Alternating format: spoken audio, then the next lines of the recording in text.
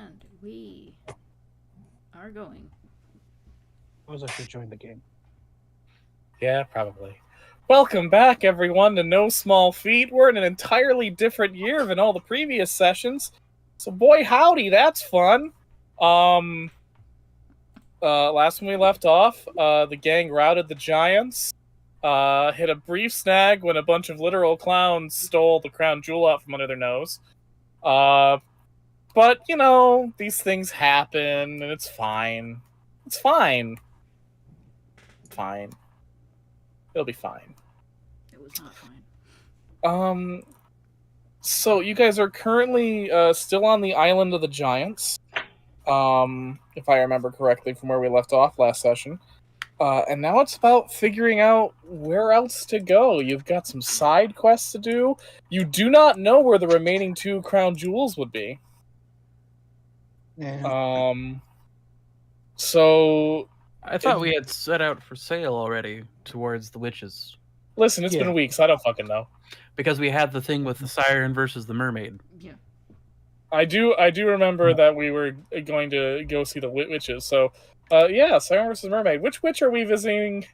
Which witch are we visiting first? Nellie Longarms.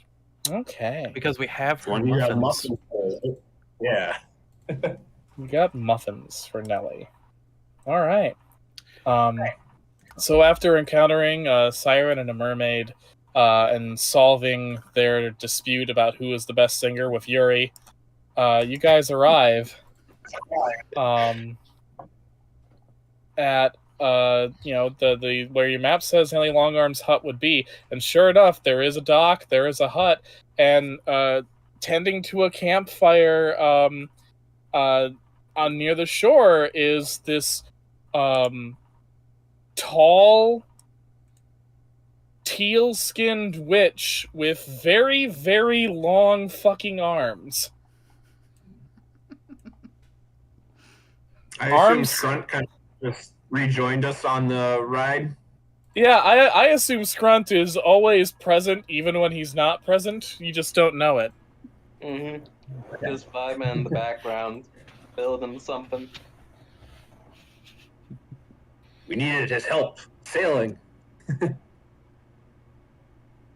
showing off the Nelly art. Okay. There we go.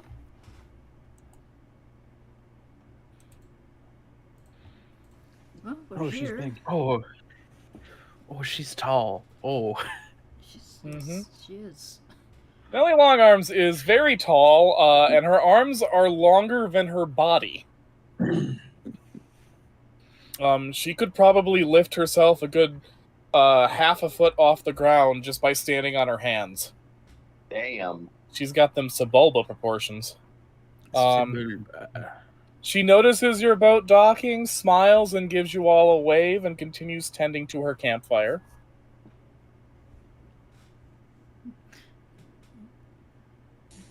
Well, everybody, let's be prepared, just in case she tries to challenge us like the other one. I'm pretty sure she will. Like, Mont Blanc will turn back almost 100% guaranteed. But it's half the fun, right? It's half the fun. Totally just trying to amp myself up for this. Okay. For me.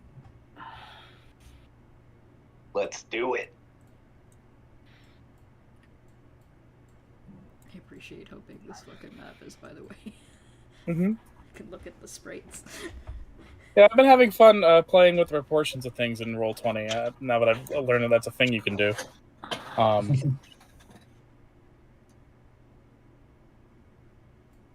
So she finishes tending to the fire, making sure it's keeping the kettle she's got over it, at a nice even temperature, and turns to face you and is like, "Oh, hello then."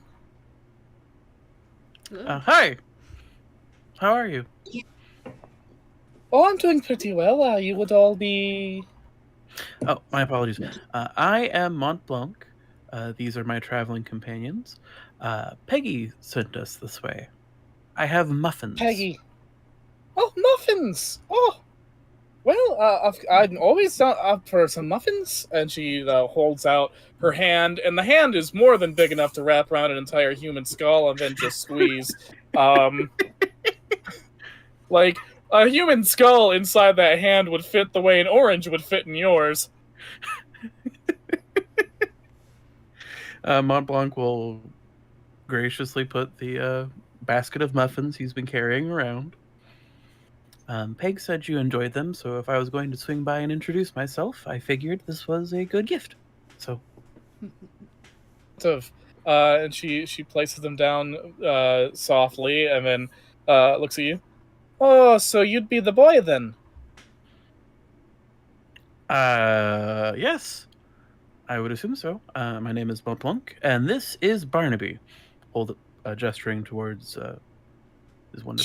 She grabs Barnaby, and Barbara's like, wah, wah, and she starts petting the barnacle. At which point, Barnaby immediately calms down. Oh, what a sweet little goose! He is an absolute treasure, a wonderful companion. What a wonderful little familiar. There's a brief second of a look across Mont Blanc's face, and he just quickly puts it back. And he's like, yes, he's been a wonderful traveling companion and friend. I'm almost sure he's killed a man at this point, and I just haven't seen it. But that's Barnaby for you. It's wonderful. And these are my friends. They have been traveling around the world with me as we're on a little bit of a search, and we just wanted to swing by and say hi. Hello, you. I'm Nelly. Hello, Bright Eyes. This is Longshanks. Oh, I'm that's a very Edmund. fancy cat. I'm Edmund Guilford. I'm not actually a cat, and we're trying to get our way to Bleak Annis. I am Charles, and I am actually a cow. You're a minotaur, but all right. It's easier saying cow and Charles for once trying to make things simple. Feels like a fool. I'm sorry, Charles. You can be a cow if you like. I have no. If you're Strunt. Yes. Well, this is lovely. This is lovely having visitors. Tell you what, dearies, I'm sort of in the middle of some things. Could you do me a favor? Sure. You see these pumpkins over here? Mhm. Could you do me a favor and here? And she reaches into a satchel and she produces a very large bowl. Could you scoop the guts out of the pumpkins and also separate the seeds into this? And she holds up a pouch. Sure. Okay. I guess so. Yep. Yeah. Thank you kindly. I've got to tend to my fire now, but when you're done, come talk to me and we'll see about other things. Okay. Okay, so I'm going to need you guys to roll some checks to see how well you carve and disembowel these pumpkins. Okay. You can give me an approach if you'd like. Otherwise, I'm going to say this is a Dex plus Insight or a Strength plus Insight. Or a Might plus Insight. Sorry. That's what happens when you play D&D. A Might plus Insight. Charles already has experience dissecting and taking pumpkin seeds from the lab to which they met. Yeah, you can absolutely just like take a mulligan on this one because, or take a take 20 essentially on this one because you're a farmer. Mm-hmm. What do we have to roll? Either Dex plus Insight or Might plus Insight, or you can justify some other way of doing it. Oh, wow. I got a 1 on my D12. Edmund, you fucking smashed that pumpkin in the process. Scrunt, you're like that one comic of the dragon that just eats the pumpkin while the others are carving it. Yeah. Can I? Mont Blanc, you do a good job. Can I justify using Dex and Dex by being very delicate and careful and having Longshanks help me with his little claws? Okay. Yeah, I'll say that. not going to make any difference, but okay, there. All right, so you carve 3 pumpkins successfully. 2 are destroyed. Scrunch I will also grabbed eat. into the guts, right? Nilly looks, and she gives a short little laugh and is like, "All right, well, that's pretty good." And she grabs the seed bag, and she opens the little pot on the fire and dumps the seeds in, while taking the bowl of pumpkin guts into her cabin. And then she pops out and she's like, "Actually, could I have you guys do one more little chore for me?" Sure. Let's see what I want. Okay. And so she leads you into her hut, which is very rustic. It doesn't have any of the menacing elements of Pig Prowler's hut. It looks for the most part like a quaint, small little country cabin. And she points to like various jars on her counter, and she's like, "I have a sheet on that counter that says how many of certain things I need: flour, sugar, etc. Could you do me a favor and you take my measuring cups and sort of measure them out and pour them into this bowl of the pumpkin innards?" Yeah. Okay. Okay. All right, this is a straight insight check unless you can justify something else. Do we all do this, or do we do it as a team thing? Or You could do it as a group check if you want. Designate somebody a leader and then have everyone else see if they can roll bonuses to add to it. I've got a 12 in insight. If we want me to roll. Yeah, I think so. Mhm. Yeah, that'd probably be. Yeah. My roll did not go well. Oh. Well, hold on. Let me take a look. So I have a 1. I'm going to spend a Fabula Ultima point to re-roll that one.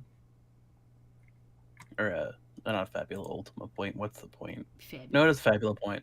Just a Fabula point. And then we'll just re-roll that one, and we'll call it good. So that is an 11. Okay. And insight. Wait, 6 plus 4 is 10. Yeah. Okay. Well, I'm not adding to it. Oh. That doubles.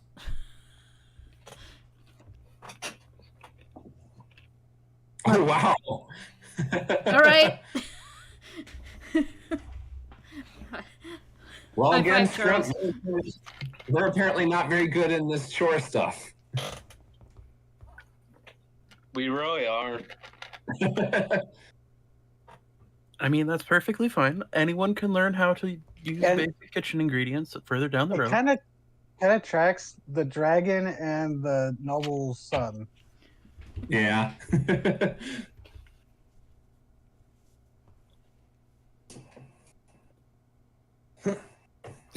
The storyteller muted.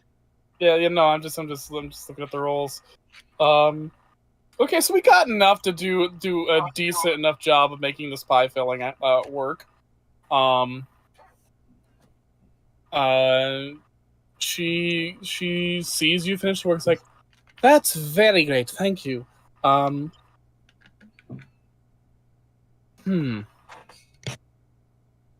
I'm sorry, this seems demanding, but there's one more task I really need completed before we can discuss what we need to discuss. The oven doesn't have any wood for it. Could you go out and chop me some wood? Yeah. At least that has to be something I can do, right? Yeah, this one's a straight might. You do it as a group check, or you can do separate checks, whichever you prefer. You even have an axe, right? Or so. What's the check? Straight might plus might. Which I have a D12, so. Ah. Still relatively low, honestly. I'm going to lay down. Good night. You're getting it out of the way now, Shady. God. I am. I've Got a D8. Edmund's That's trying to like brutally smash the wood down, while Charles is just more, more with better intention is going at the wood. I'm just trying to help. I'm helping. I mean, I almost made an argument for like rolling something else than might, but I rolled decently for might. But I was gonna say Charles works in an he kept an orchard. He can see which branches are about to fall off, anyways. Mm-hmm. He know which ones, but he Right, rolled might decently. You manage to make plenty of firewood, and when you come into the hut with the firewood for the oven, Nellie has already rolled out the pie dough and made a nice pumpkin pie, which with her oven lit and lit with flames, she puts it in to cook. And then she motions for you all to follow her back outside, and you all sit on the shore of her cabin. And she says, "Okay, right. So, new Covenant inductee means that you have to defeat me in a trial of combat. So go ahead and lay one right in the kisser." Oh, Get a nudge Montblanc forward. it's just like the Mont Blanc's like, what's a good one? Ooh, I have this new one. Would you mind if I tried it out on you? No, go ahead.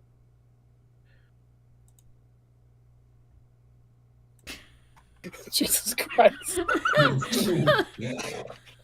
Plus 30? That's Holy- a guy. Oh, You actually blast her pretty hard. So much so that she like goes flying back into the fucking water.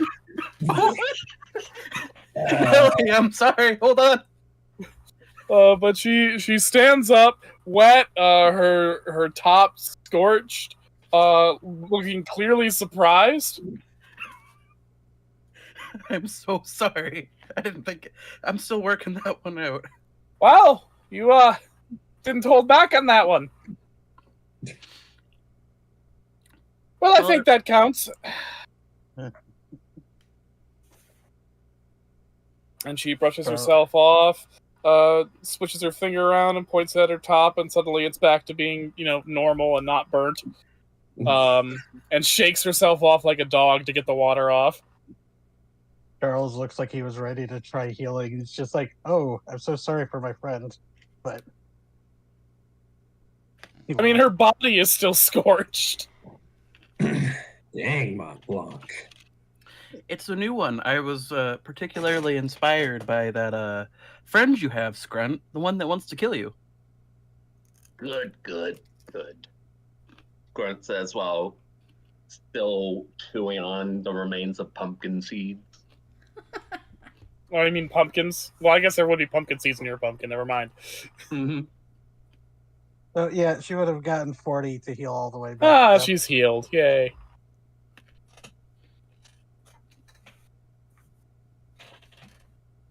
Well, I suppose if you're just here for your little initiation test, you've passed. But if you'd like to stay for pumpkin pie, you're all welcome. I think that would be lovely if you don't mind us. Yes. Yes, thank you for Not the at all. invitation. I don't get visitors that often. I actually got some pumpkin seeds from. Sorry, do they call themselves each other like sisters in the coven? This isn't Charles. This is me asking. It depends on the coven. Given the somewhat flirtatiousness, probably not.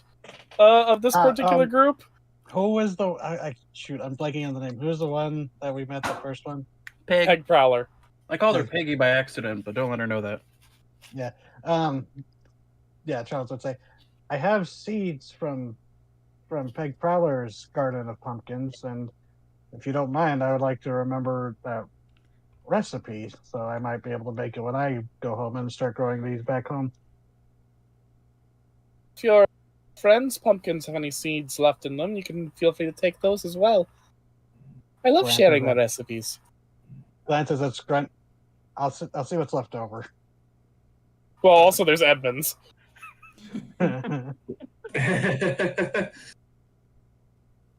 Is there anything left of Edmonds?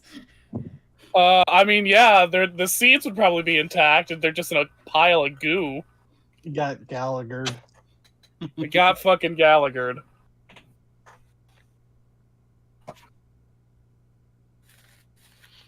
Yeah. She smiles. Now, I know only Mont Blanc's in the Coven. What are the rest of you doing in this little adventure? Well, I got really, really lost. I started. I would. Good reason as any. Go ahead, Bright Eyes. But mine was basically just started as an accident. As good a reason as any. She looks at Edmund. She's like, "You don't have to tell your story, sweetie. I can Oh. figure it out." Alrighty. Well, is last time did Peg Prowler just kind of give us like she didn't give us anything in specific to meet Bleak Annis, did she? No, just that you have to prove yourself to the other three, the three members of the Coven besides Bleak Annis, to get to Bleak Annis. Okay. Well then I assume we've done what we need for your go ahead to meet Bleak Annis. Yes, you defeated me in combat quite soundly. Okay. Nice work, Mont Blanc. Nice work. Yay! I do apologize. That was harder than I meant to hit. Kind of like how I did with the Juju Bird. No, what's his name? Hold on. He's fucking dead, Jim. Fucking dead. Fine, I've Uh, had worse. At least you weren't chasing me with torches and pitchforks. I wouldn't do that anyway. That's just rude. It is. It's a very common experience when you're a witch. It shouldn't be. Well, there is now one town that enjoys witches. Down to the south, Sycorax Scene is now living there. Hey. We just got her heart back. So, That's lovely. I should go and visit sometime. she would greatly appreciate it, I think. Plus, I imagine it's been a while since the villagers have had someone do them a frighten, yeah? I probably. Not a person frightened, no, but there's a rather frightful beast running around here. And Mont Blanc will flip to the page in the book with the ravening beast and show it to her. Be careful of this one. He's a bit Big chompy. Whoopie! Oh, yes. He came sniffing around one day. Took quite a bit of magic to get him off my tail. Oh, he can swim? That was one thing we thought he couldn't do. No, if you look at the map, she's the only one of the witches that's land-bound. Oh, right. That's on the mainland, or as it were. And technically, they're all land-bound. They're just on islands, but you know what I mean. Yeah. Doesn't seem too fond of the mountains, so that's given me a bit of cover. He shouldn't be around the mountains anymore. We helped out another friend get out of some escapement, and she taught him a lesson. Show the picture. Oh yeah. And flip over to Sir George's, the pterodactyl worm. Sorry, not Sir George's largemouth wyvern. That's 2 up. But show it's like we ran into her and helped her get her revenge. Because I thought she had passed. She'd been gone for such a long time. oh no, there was a gentleman in the mountain village. Mont Blanc would say the name. Grayson is forgetting. Hammerschmidt. Sir John Hammerschmidt. Peter, but yes. Sir Peter Hammerschmidt had been capturing and containing magical creatures to put them in a menagerie. And, like, Mont Blanc will have his skin physically shiver at the sound of the word. She like has a look of disgust on her face at that concept. That's just like the rich humans, always putting everything wondrous in a little box. Yep. But he's dead now, so that's fine. Oh, that's lovely. I believe she ate him, so... Even lovelier. At least he found some use in the end. No, his head got punched off, and then we fed him to the acolyte. Oh, right. That's You also murdered lovely. him. The prince got eaten by him. By her. So that's what it was. That's why I was getting confused. Regicide certainly seems to be in fashion lately. Yeah. Well, they should Yeah. stop being killable. And she has like a very loud guffawing laugh at that statement. Does Well, seem that to be is- the major flaw in the whole king system, doesn't it? That is what we're running around the land for now. Yes. We're seeking out the crown jewels to try to help Oh, fix the problem. you're the one Zanny roped into that quest. All right. We had a good start on it too, but well, we trusted the wrong person. And then there were those clowns. Mercenaries.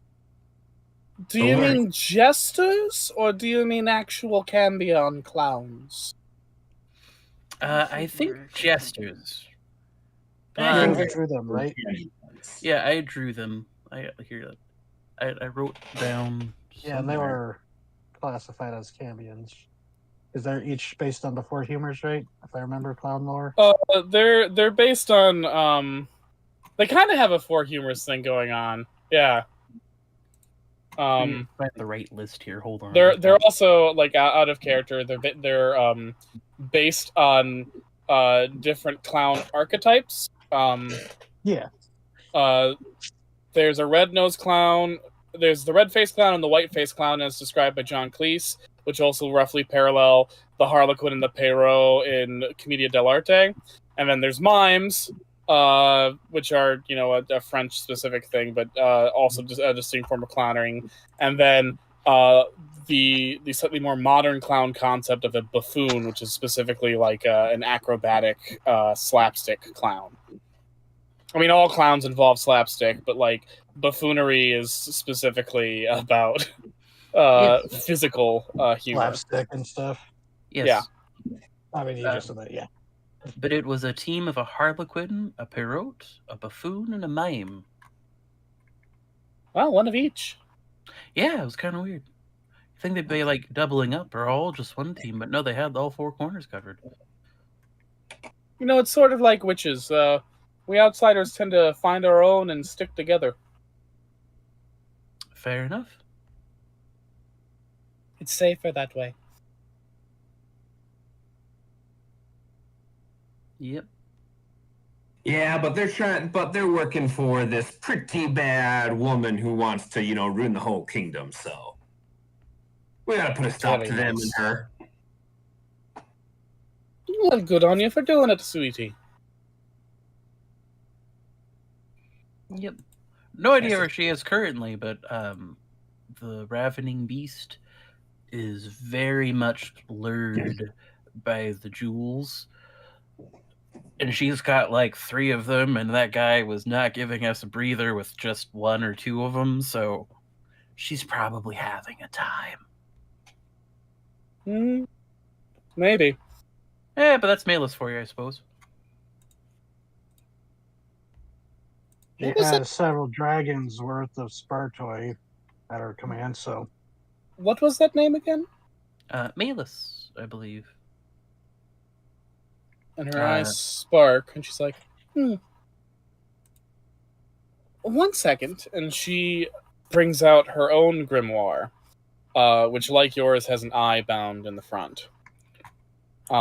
She opens it up to the front cover, and she runs her finger along the inside of the front cover, in a particular runic fashion, and slowly you see, in what look like blood drips, not from her but from the page, a strange symbol forms in the cover of the book. it's like a runic symbol, or like a circle of runes, but the shape in the center is far more complex. And as you look at it, everyone who practices magic, either consciously or subconsciously, can read runes. And while you can't quite read what this one says, you recognize it as a name. And the rune glows, and when the book snaps close, the eye rolls back in its head, and the leather binding of the book begins to shift and tear as openings for two new eyes emerge, and then a mouth. Who dare some... Oh, Nelly. It's been a while since we last talked. How are you doing? Oh, it's fine. You know what's going on down below. Didn't you mention a new witch recently? Oh, yeah, she's making a lot of deals. She went to the big man in the 7th. Oh... That's a costly bargain, isn't it? Oh, she's got a big plan. No wonder Annie's getting so involved. How are you, sweetie? Are you doing all right? You know, it's hell. So, well, I don't want to take you too long, but would you like a muffin? I mean, I could go for a muffin.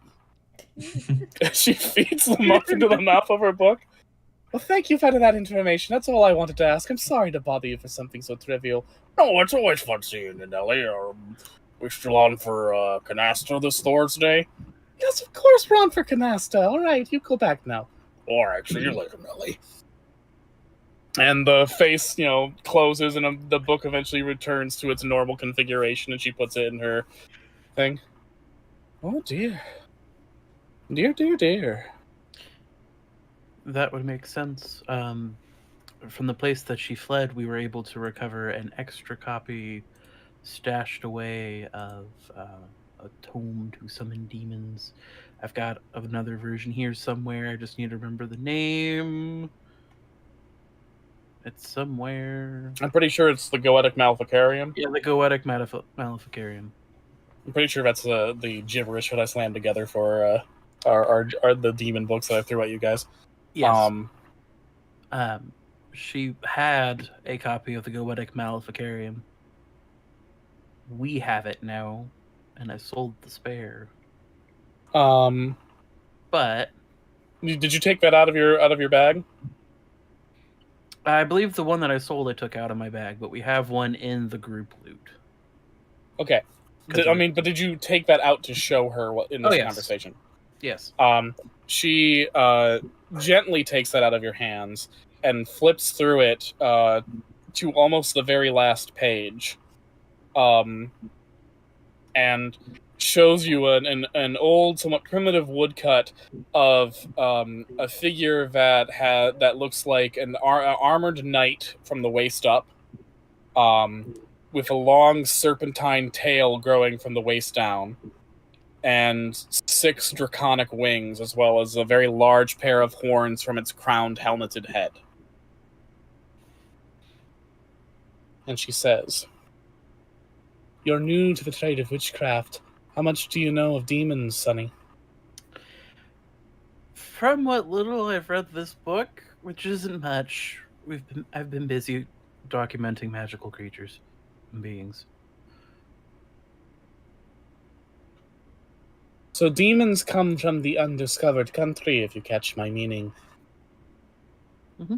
And their realm within that undiscovered country is split between 7 princes. Mm-hmm. Demons are also the only beings strong enough to challenge gods. Oh.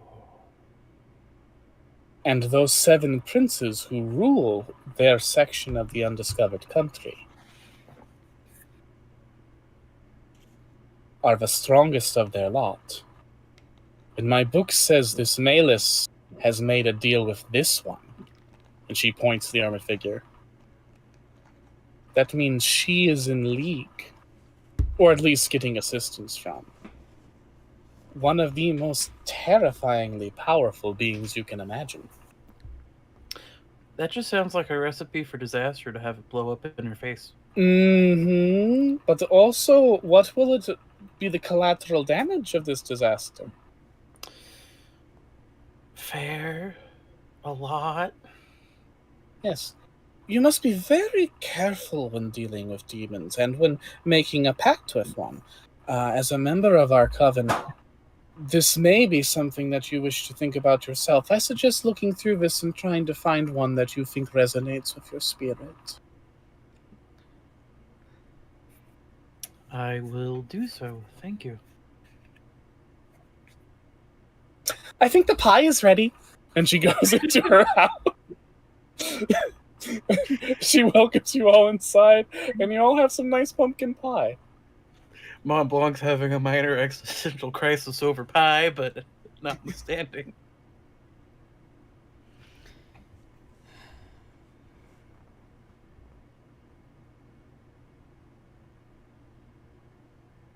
Well, I don't know about you, but I'm going to take that pumpkin pie offer.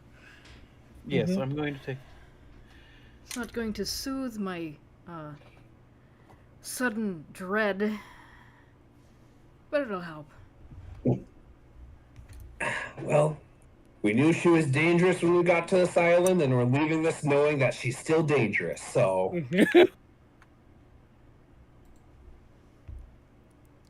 Still gonna cave her face in. And Spirit laddie. Now I have pie. And you also each get a bag of roasted witch pumpkin seeds. When consumed, there's 20 seeds in each bag. You can consume one, and it'll restore about 20 MP. Ooh. Oh. Okay.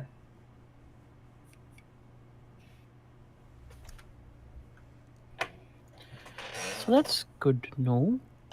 And how many no- were in the bag? Go ahead. 20 seeds in each bag for each of you. 20 Restores 20 MP. Melly, could I ask a small favor of you before I leave? Of course. So Peg counted for one of my pages. I was hoping I could put you in my tome if that's okay. Okay. And she actually looks a bit nervous. She's like, so these aren't my best clothes. So if you mind if I could change? Oh yeah, sure, go ahead. And I'm gonna make this statement because this has been something I've run into several times when I've asked people. I am not asking for.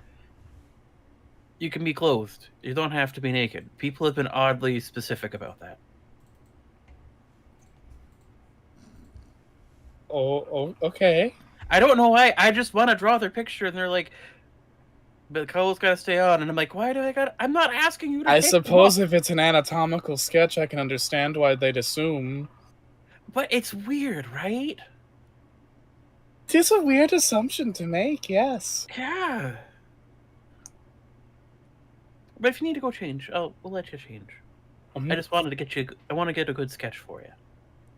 And she, goes out and she comes back. She's no longer wearing her sort of raggedy witch outfit, but rather, a somewhat plain peasant dress, but well cared for, except for the fact that the sleeves were very clearly ripped off and then had to be hemmed, so that the raggedness of where the sleeves used to be doesn't show as well.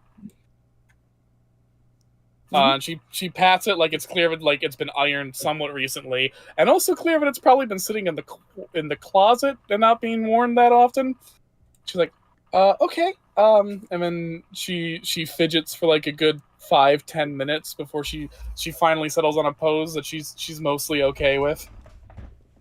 It's clear in the process that she's somewhat self-conscious about her arms and how they're positioned. Okay. Mont Blanc will smile and nod when she's ready and do a sketch of her. Probably the best one he's put the most effort into in a hot second. Mm-hmm. So there have been a lot lately. There have been a lot lately. And we add her to the list. Mm-hmm.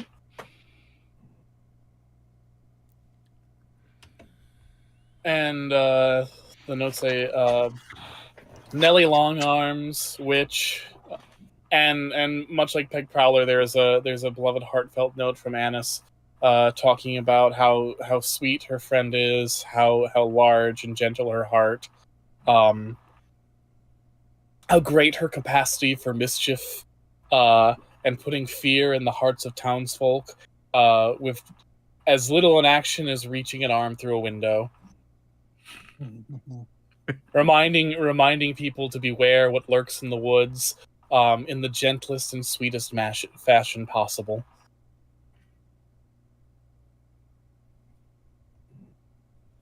Fair enough. Mont Blanc will show off the sketch, or probably proper drawing at that point, because it's doing this while everyone's eating pie. Mm-hmm. So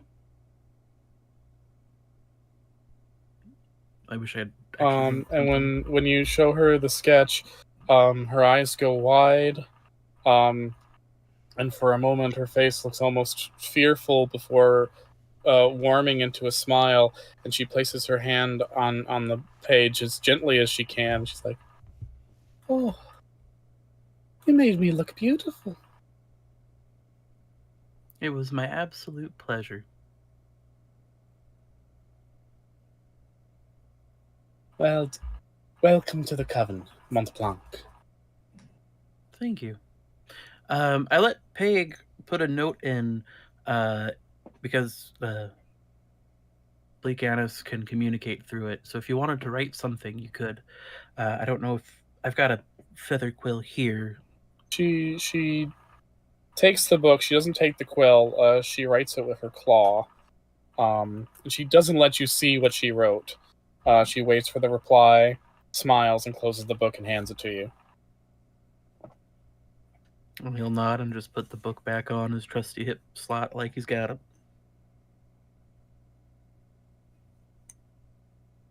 And if you have no further business with Nellie Longarms, you guys can move on to your next adventure. Yes. Before we head out, Nellie, I do have one question. Jenny's the last one we have to go to. Do you have any recommendations for approaching her? Jenny? Oh, what can I say without giving things away?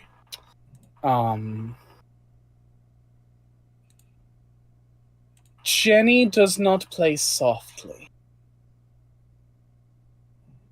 She takes her role in the Coven very seriously, and the Coven duties even more so. So I'd really bring my A game if I were you. Fair enough. And old Jenny Greenteeth, if you've heard the stories, you'll know where she likes to lurk.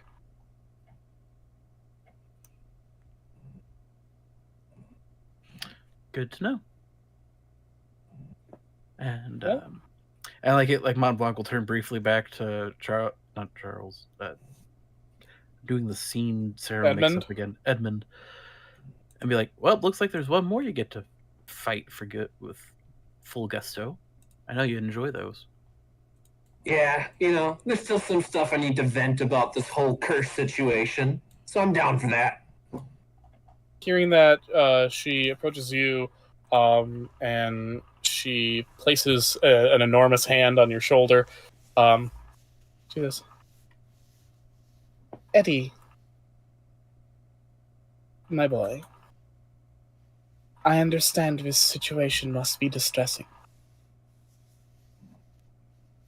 And it's not for me to place judgments, but I think you're doing a marvelous job."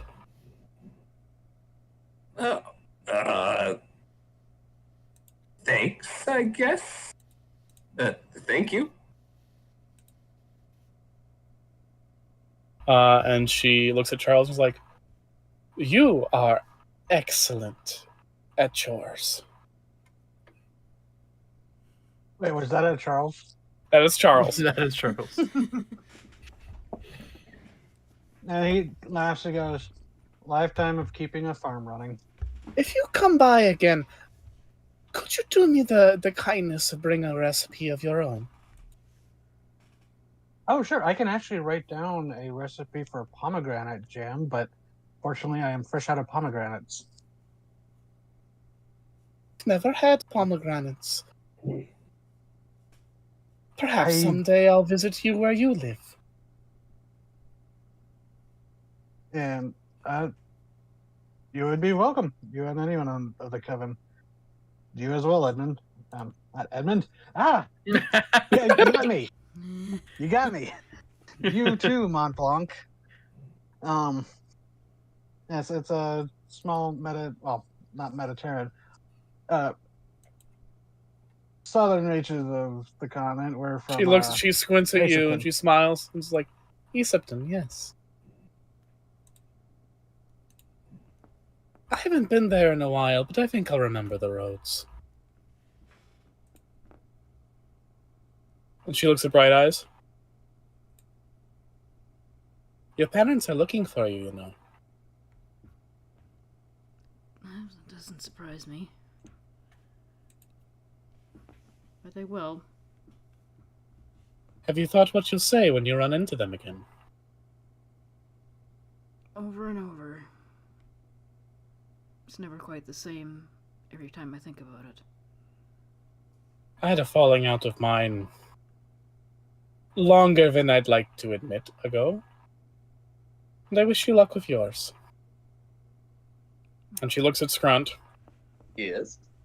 She picks a pumpkin from a part of her patch that you guys did not ravage. And she gives it to you. And then pats you on the head. Grunt immediately starts chomping into it. I wish you all luck. May you find the crown jewels. Yep. And may your quest reach a happy end. I hope so. Alright. That's one to let you down.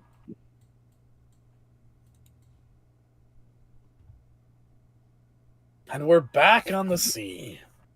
Or the lake, technically. The bay. Down at the bay. The bay that connects to the sea far off the map that we have. She was really nice.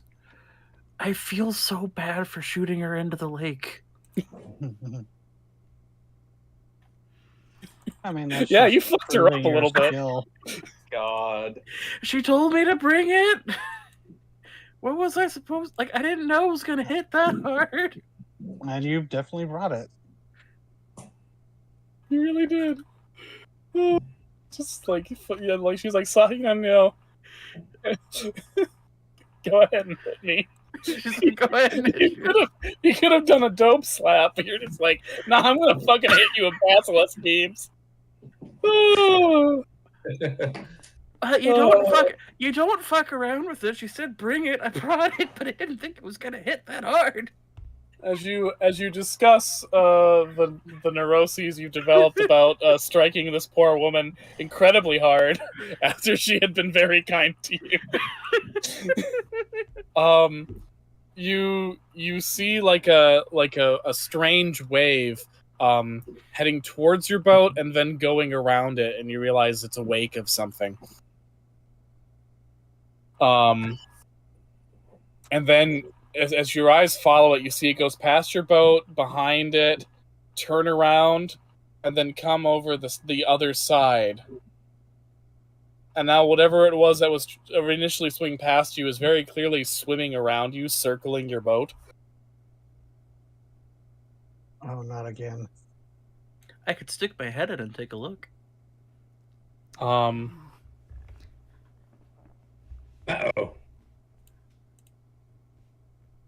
And then suddenly this huge serpentine fish sticks its massive head up out of the water and flops it down on the deck of your boat.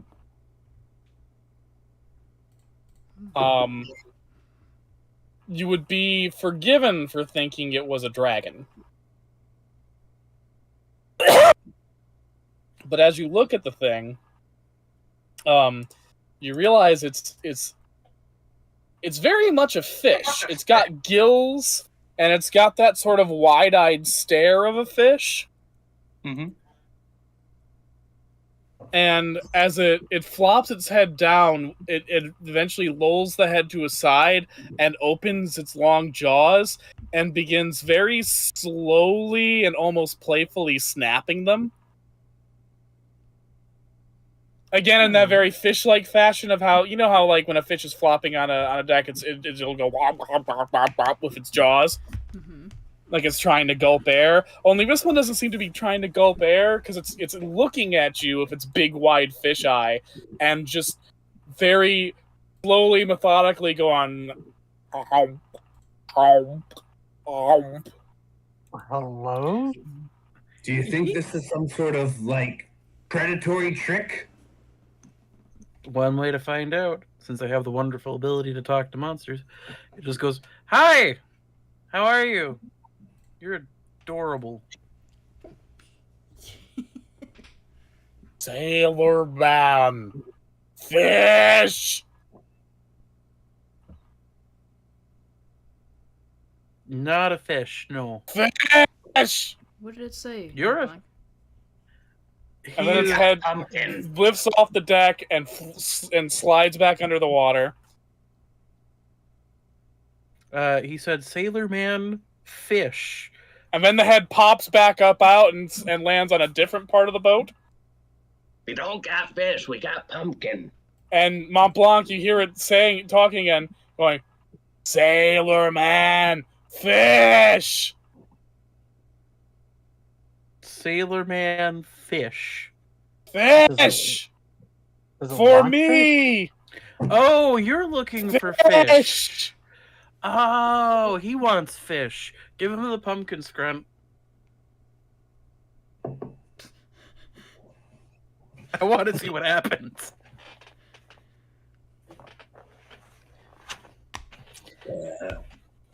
Is it really a smart idea to feed a carnivorous creature fish or plants? Only one way to find out. Wait, out of character. Have you seen a bear tear apart a pumpkin that's just full of meat? They love those things. If you don't mind giving up your pumpkin scrunt, if not, we'll have to come up with something because he's wanting I'm fish. he ate it. Okay, let's see. Do we have anything to give this fella? He wants fish. But he thinks we're fishermen. And I am not a fisherman. Uh,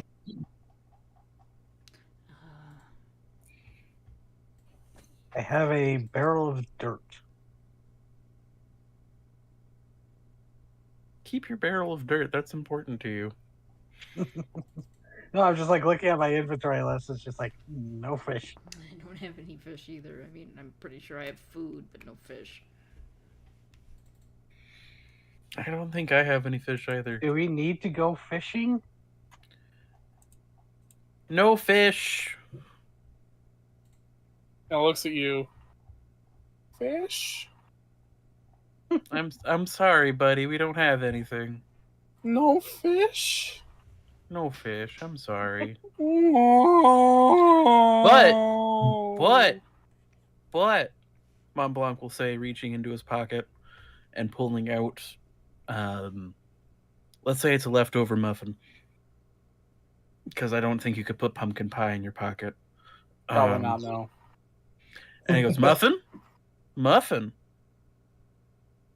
It cocks its head and isn't sure what the word you're trying to say is. He will hold out the muffin. Muffin? The enormous head of this giant sea eel monster will like loom right towards you, and you shudder reflexively because this thing is big enough where it could not only eat you in one bite, but it could probably fit Bright Eyes in there too. It opens its big fish jaws, and there is just that enormous reek of fish. And then, very tenderly and with odd precision for a creature that seemed so clumsy up till now, it manages to take the muffin and only the muffin away from you. And sort of let it roll down its mouth.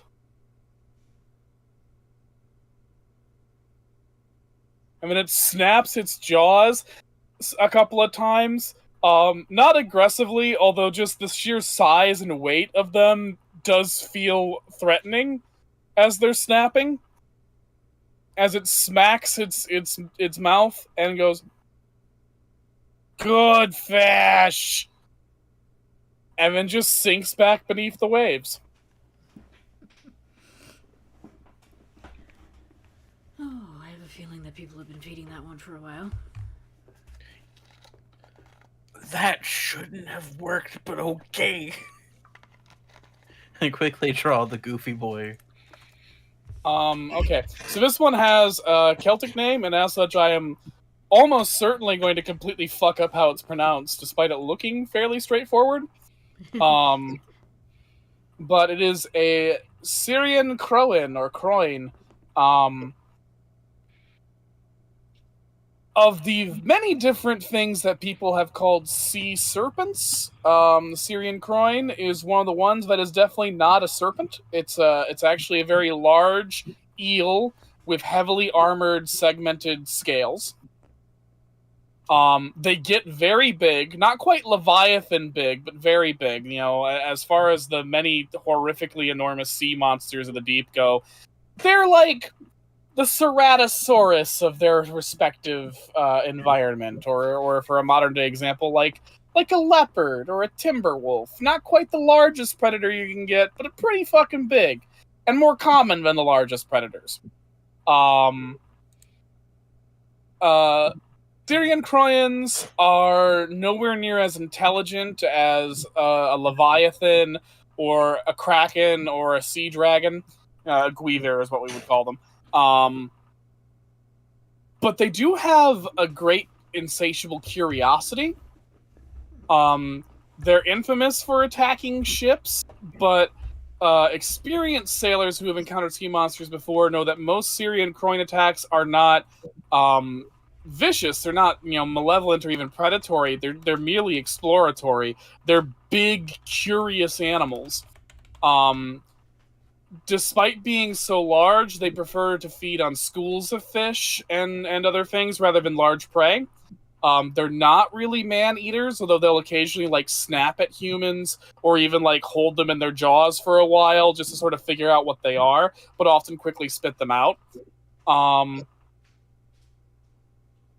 And they are somewhat easy to train to be docile towards boats.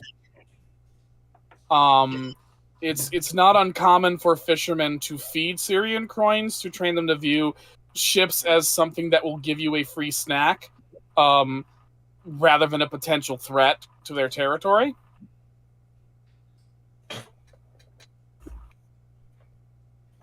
Okay. He likes his muffins. Apparently they like muffins. Probably don't get a lot of bread out in the sea. Probably not. Called it a good fish, though.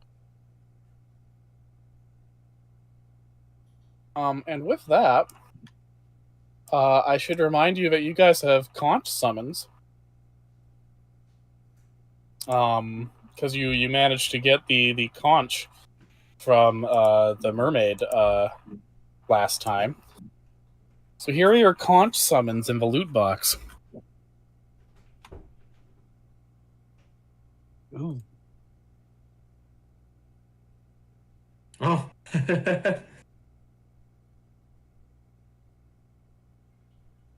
Nice. Puff, puff.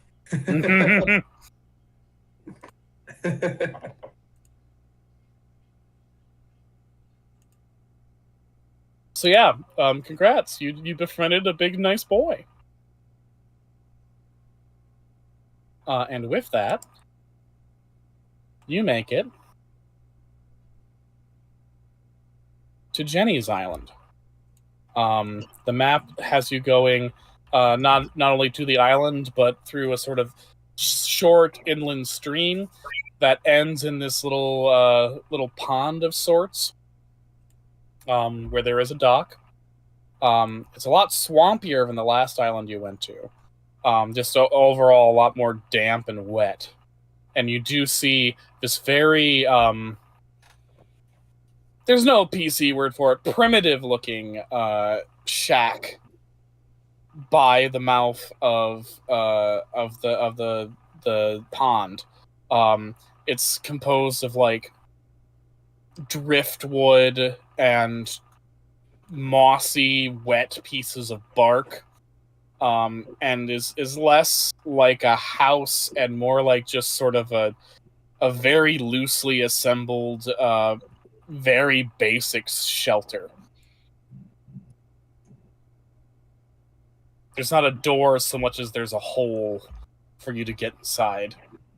And even from the outside, you can see that inside there's no furnishings. There's just, mud and dirt. So, if I had to bet 5 insert money value here, she's probably in the water. In the water? Well, we can see the hut. She's not in the hut.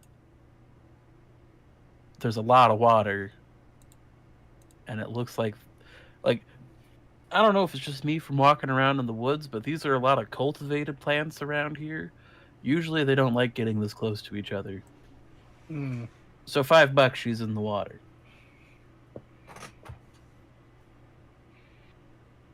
Well, then I'm betting, based on everybody else's names, that she must actually have green teeth, too. Have you not heard the tales of Jenny Greenteeth? Have I heard the tales of Jenny Greenteeth? Have I heard the tales of Jenny Greenteeth?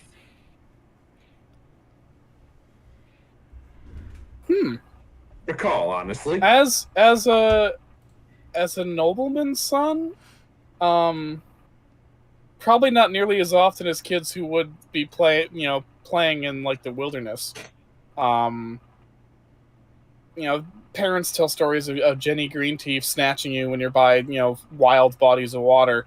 But most bodies of water you probably experienced were like lakes and ponds owned by various aristocrats. The King's Woods and all that. So you probably have vague memories of children's stories of Jenny Greenteeth as this nebulous, child-eating monster. And a vague recollection that she lived in swamps or ponds or something. But beyond that, probably not much. Would I have to roll the recall knowledge on Jenny Greenteeth myself? No, you're a commoner. Yeah. So of the 3 terrifying of the 4 terrifying witches that make up this coven, Jenny Greenteeth's whole thing is lurking in ponds and other freshwater water sources, grabbing people, particularly children, when they get close to the edge and dragging them under to eat them. Not immediately. She drowns them and lets the bodies rot and then chews them, and that's how her teeth got so green, according to legend. yes. So to catch you up, my friend Edmund, and for you as well, Charles, since I don't think you're from around here, Jenny Greenteeth is a tale of the 4 of the coven that they tell little children the most when they go playing by water, not to get too close, or Jenny Greenteeth will grab them, drag them underwater, and eat them. And it's not an immediate thing. She usually drowns them and then stuffs them somewhere so they kind of bloat up and get a little softer, and then she eats them. And that's why allegedly she has her green teeth. But I'm not going to assume that's why she has green teeth. That would be rude. But also we were told she's the most on point, the most literal of them. So watch out by the water's edge. Well, I hope that's all just stories. Otherwise, she doesn't sound much better than that doppelganger we killed. Ew. Mont Blanc pauses and turns to look at Edmund, and it's like, Edmund, every witch we've met has eaten children. It's just a thing. You don't necessarily know that for sure. Yes. Every witch you've met, and you definitely know that's not the case with Sycoraxine. Okay, to clarify, not Sycoraxine, but every witch of this coven has tales of eating children or taking children into the night to be eaten. And the only one so far who has kind of potentially defied that of my coven, still a new phrase to me, that's gotta get used to that, is Nellie. Because I think Nellie's just too nice. But, Peg said she ate children. Forgive me if this is offensive to ask, and looks to the water. And apologies if you're there listening to us, but then looks back to Mont Blanc.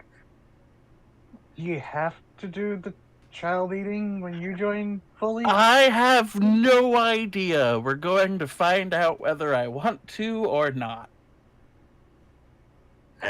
What have you gotten yourself into? I talked to a lady in the woods and she gave me a book, and this is where I've ended up. And well, I mean, same lady turned you into, got a We don't- gesture Edmund. Well, I'd rather be this than have to eventually eat a child, I suppose. And I probably don't have to eat a baby. Besides, I mean, it could be a I'm- teenager. Like a 9-year-old. They deserve it. I'm not gonna eat a kid. I'm just saying that there are legends about it. Most of them are probably exaggerated because, let's be fair, Peg and Nellie have been really, really nice, and Bleak and Miss Annis has been really, really nice to me. But she has a fun sense of humor, looking Yeah, directly at if Edmund. you it's been a while in real life, but like if you remember with Peg Prowler, she threatened to eat you guys at if you lost your fight with her. But after the fight, it was pretty clear that was more or less a mean joke on you, and that she was never serious about it. Yeah. It's been a hot minute. It's like I think Peg embraces the joke but doesn't actually eat kids. Nellie's probably never eaten a kid. I don't know Bleak Annis well enough to say one way or another. But if there is one that has, it's Jenny Greenteeth. Well, we're not here to currently rescue any kids, I suppose, so let's keep our eye on the mission. That's a healthy way to look at it. And Mont Blanc's just going in the background like, am I gonna have to eat it? I don't have to eat a baby. But do I have to eat a baby? Witches sometimes eat kids in stories. And I don't feel right to ask my first time around. So he's just kind of like walking along the water's edge like, Maybe it's Go. a figurative thing where they like eat a loaf of bread but call it children or something.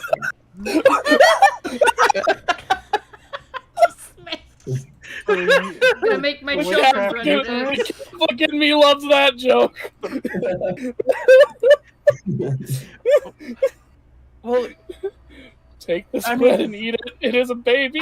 Tasty warm baby. Is it the coven Eucharist? That's why they say I've got a butt in the oven. okay. It's to trick the witches.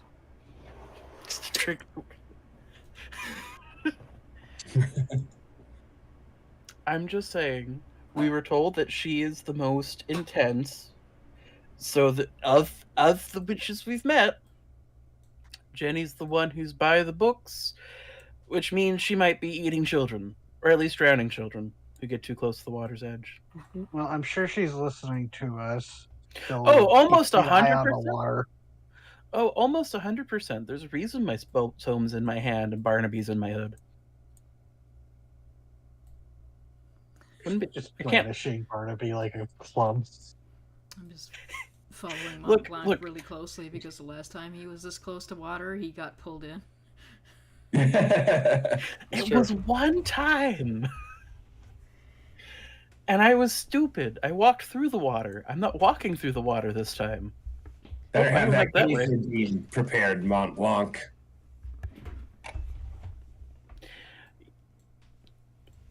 Yeah, I could, but I have something else in mind.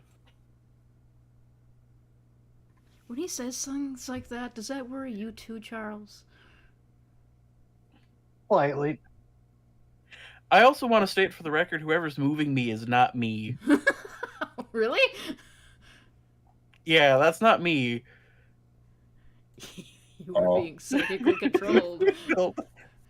I mean, it's TT's doing what I would do anyway. And so I'm gonna go knock. Mm. Oh, Well, I was about Um, to knock on the hut entrance, but this makes about as much sense. As you get close to the hut, make double wisdom checks. Okay. Okay. or willpower or insight? Sorry, double willpower sites, or yeah, actually double insight checks. Yeah, sorry, I've been playing too Oh, much man. Baldur's Gate, I think. Insight. That double insight. Woohoo, doubles Ooh. for 4. Okay. Okay.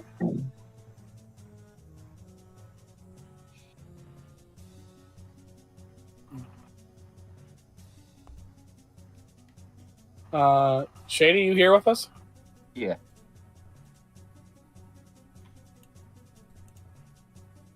All right. Mont Blanc, Bright Eyes, Charles. Edmund, you're looking at that hut and you're like, this doesn't seem structurally sound. The rest of you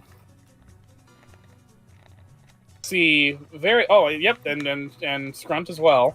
You see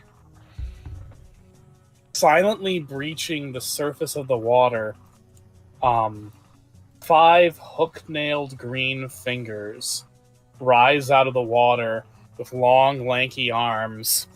And then slowly, this green, human-ish head with wide, bulging, slit-pupiled eyes, and huge, prominent green teeth, grimacing out of its almost skull-like visage, emerges from the water. The creature opens its jaws and gives a hiss not unlike that of a snake or a really pissed off alligator, and lunges for you.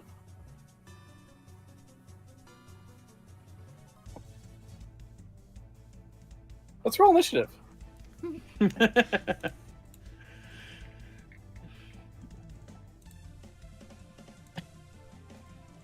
Oh no. Oh well.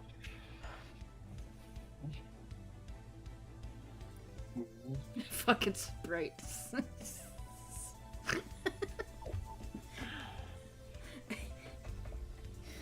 Oh, I love her sprite so much. It's delightful. Yeah. I'm gonna enlarge. I'm gonna zoom in right on her sprite so everybody on stream can see this because it needs to be seen.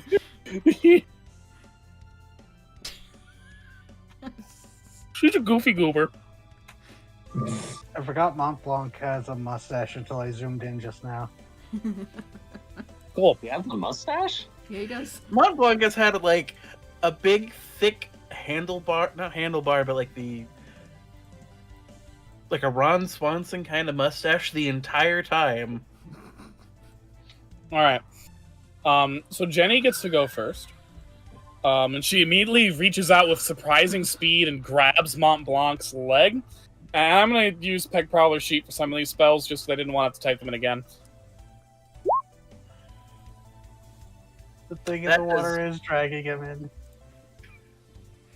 That does not hit. She looks a little pissed off at that. Ooh. Mont Blanc, you did roll highest initiative, so you can go first if you would like. Is everyone okay with that? Yeah. Yeah, I'm good with that. Okay, so do I be funny or do I do something that'll work? I think. Yes. We'll do funny.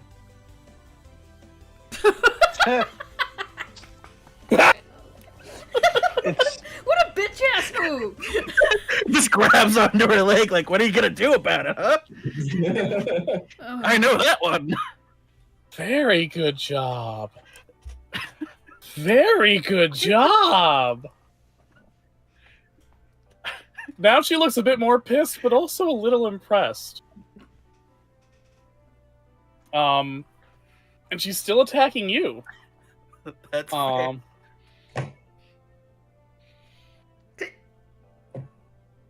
Okay. Does a straight 20 hit you? I believe so. Yes. Wonderful. She grabs both your feet by the ankles, and drags you under the water. And as you are underwater, you see that she is surrounded by waterlogged, rotten, fetid, bloated corpses, ew. which all curl up their puffy, rotting lips to reveal their own green teeth as they swarm around you to hold you under. And you will not be able to pop up until after the next round. Until after the next round. Okay. Yes. You lose your turn next round, essentially. Okay. Just want to make sure I'm on the right page. That makes Alright. sense. Next. I think Edmund rolled the best next. Yeah, if we want. But you can do whatever order you want, remember. Edmund was distracted by the structurally unsound hut. So First That is drawings true. of modern architecture. Does anybody have anything they want to do in particular? Hmm. Because I've got that I'm- hilarious whip. I'm trying to see what her other abilities do before I make a choice. Alright, Scrunt's going. Alright. Scrunt's time to shine. Sick or So. Oh, is that okay, Charles? Yeah, no, I'm just saying, sick or scrunt. Alright. So, seeing what Mont Blanc and her did, Scrunt is going to do the same.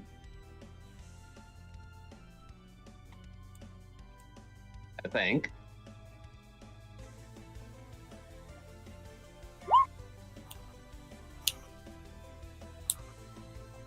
I heard something go.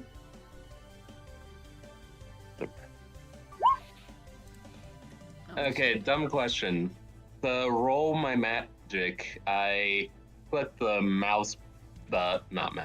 the dice button by the spell name, right? Yes. Yeah. sometimes Shady has like a pop-up box for you to put in any modifier afterwards on roll 20. Might be hidden behind your character sheet. Yeah. I am not seeing anything.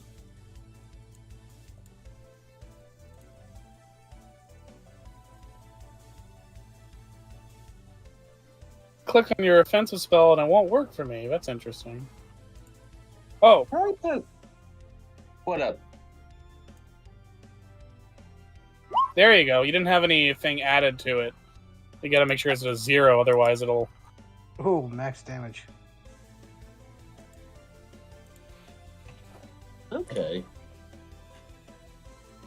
Yeah, still learning how to do the sheets. That's I'm a alright, we slow figured it learner. out. We got it. All right. So yeah, he's just going to find a way to latch onto her and just do this and bite onto her doing the same. She's very annoyed that you are also doing this. Like, you can just see in her eyes she's pissed at you.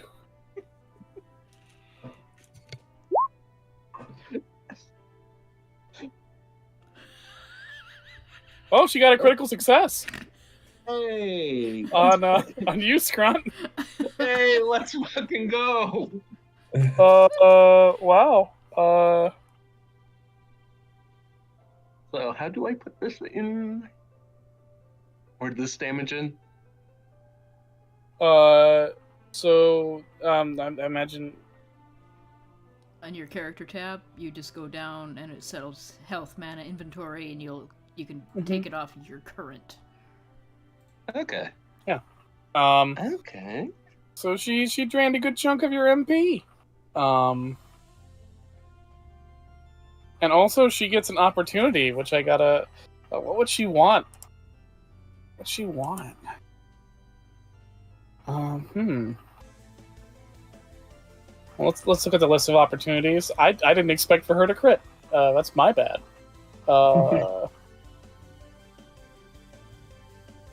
That's pretty good. That's pretty good.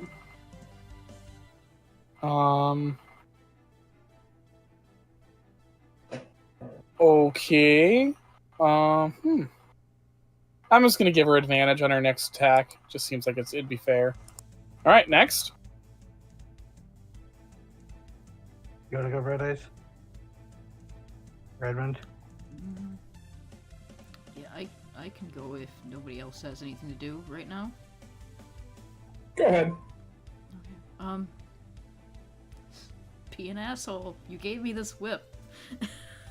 I don't know if it's gonna work on her because she doesn't have any like legs, but I can pull her out of the water like a fishing pole.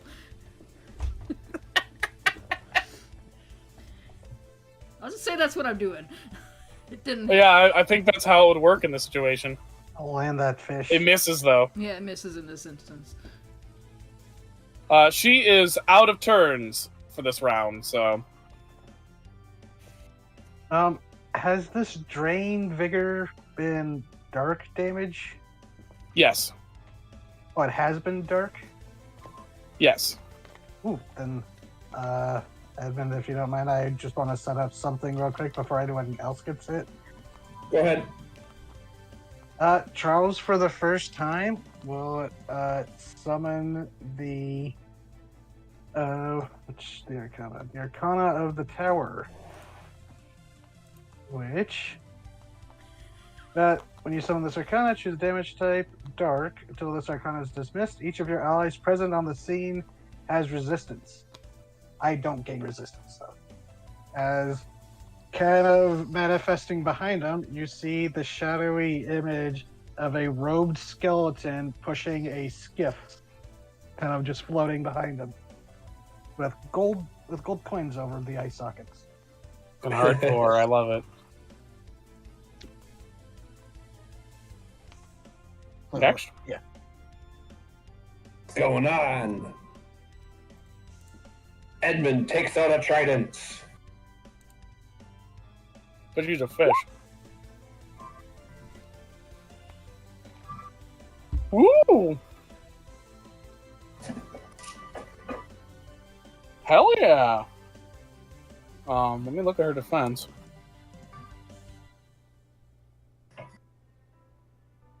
I'm sorry if that doesn't hit. Right. All right. Jenny time. Mont Blanc is in the water. She got some vigor from Scrunt. She's gonna go after this young-looking thing. Thank you. Okay. Magic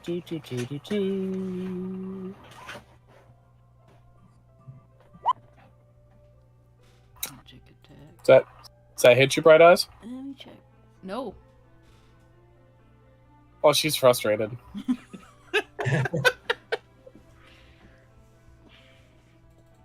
Thank you, Dragonhide. All right. Mont Blanc is out. Who's next? Can I go? Yeah. Yeah. All right. Not fond of her draining his vigor. Front is going to just go and. 1 second.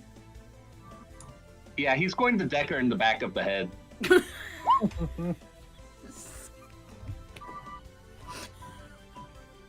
Sorry, but that doesn't hit. You win some, you lose some. It would have been really funny though. It was. She looks at you, Scrunt, and goes,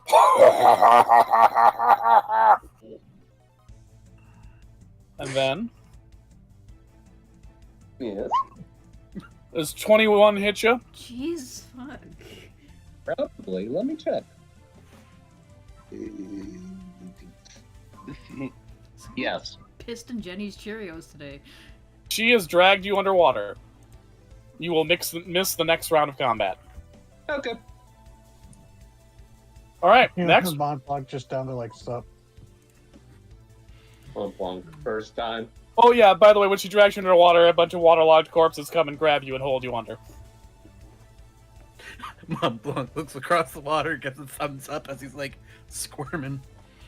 Yeah, Scrunt's just looking nonplussed like, motherfucker.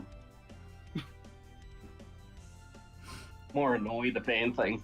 Well, to be fair, he is a dragon and they don't react to death the way that we do. Anybody want to go before I do, or do you want me to try to fish her out again? Try to Try to figure fish it her out. out. It's funny.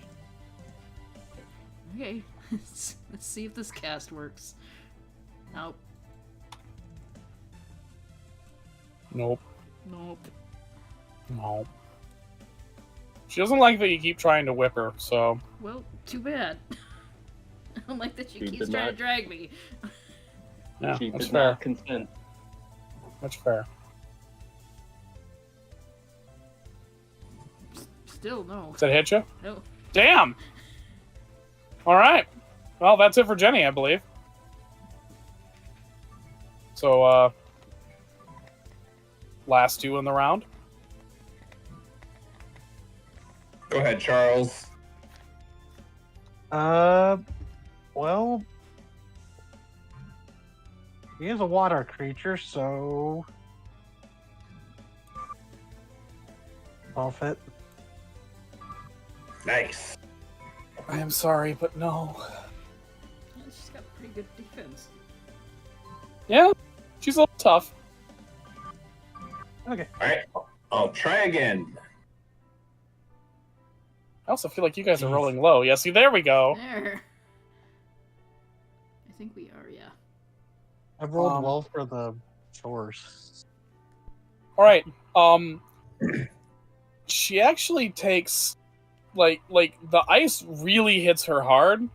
Almost as if she's a very wet creature and has a high percentage of water in her body. And being partially frozen is very uncomfortable. Smack. Well, more like Um, stabbing. Alright, Mont Blanc, you bob up out of the water. Yep.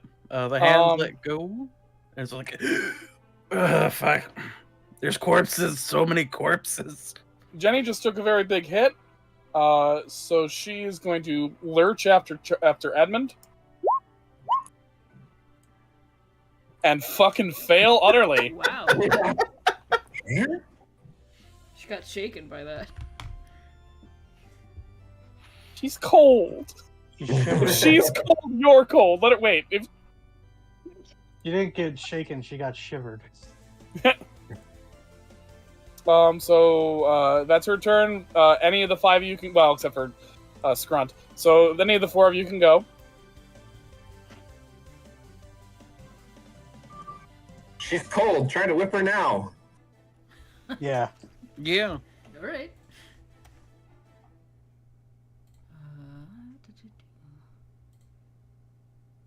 Third time's the Did that charm. work? Hey! I got Yeah, a and crit. also you get an That's a crit. opportunity from that. You got a crit. Easy posted the opportunity table in the chat, so Yeah, I also have the cheat sheet up, but that is nice to have just right in front of my face. Alright. So you drag her on land and she's shivering and flopping like a fish.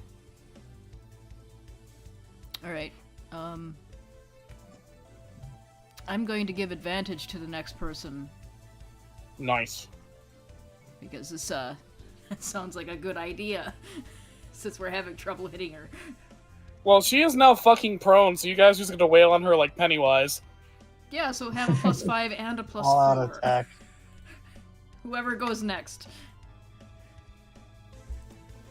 I think it would be Montblanc or Edmund because you two are the heavy hitters. Montblanc looks to Edmund's like, do you want to finish this or do you want me to take care of this? She dragged you down, Mont Blanc. Go ahead. Have some revenge. That's This is gonna your work. test, technically. Stare at her real hard. So that's not counting the +9, so that's 19 total.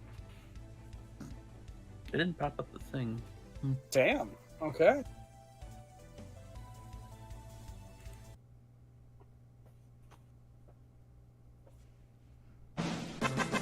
Hey.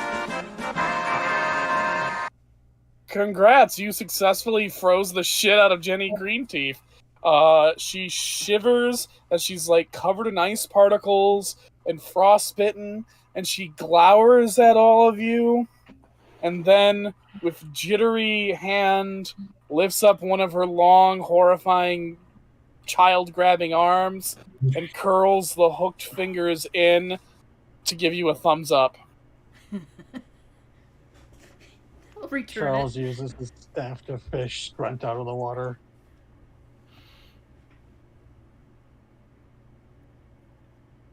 Scrunt is actually lifted up out of the water by a bunch of horrifying, bloated, drowned corpses, which gently put him on the shore and pat his head before sinking below the waves.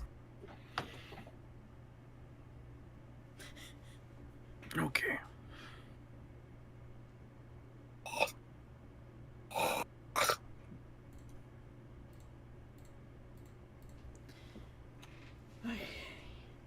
Okay, that's Montblanc switches like summons the fire like he would for Ignis spell. Was just like, all right, let's thaw out a little bit. She glowers at you, but curls up around the fire to warm up. Her jaws snapping in a way that's kind of sort of again like a fish gaping, but also a little bit purposely threatening.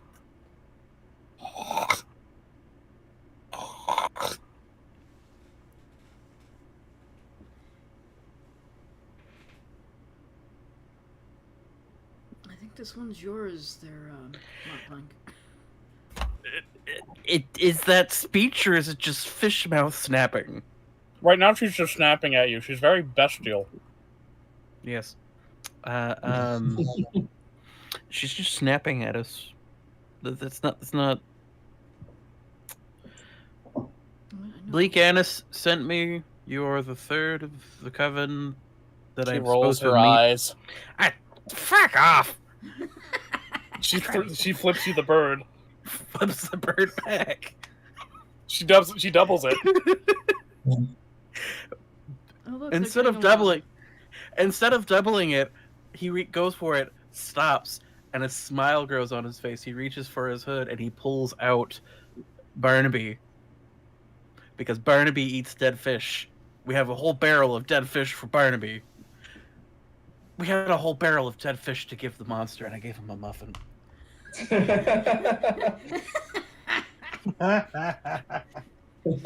She sees the barnacle goose. He's killed a man. Her hideous grimace softens slightly into just a sort of frown, and she, with a somewhat irritated expression, waves her hands at the water, at which point 3 of those fetid, drowned corpses emerge, holding rotten fish from the bottom of the pond, and they pile it on the shore for Barnaby. Oh, that was nice. I was just She gonna ro- use. She rolls her eyes again. I won't tell people you're nice. You're Jenny Greenteeth. I'm gonna have nightmares for months. I'm gonna have nightmares for months about the corpses. It's fine. She nods with a bit more respect. But yeah, And look, he's like, okay, so Sycoraxine says hello. Nelly says hi. She rolls her eyes at Sycoraxine. Whatever. We helped get her heart back. She's. But when you say Nelly, her expression softens. Yeah. Nelly says hi. Peg says hi. I'm meeting everybody for the first time, and this was. Like, he looks out to the water and just looks back. Fun. She gives you a withering, "Are you fucking serious?" expression. Like just that glare of like, "Are you stupid? Are you stupid? Fun? Are you stupid?"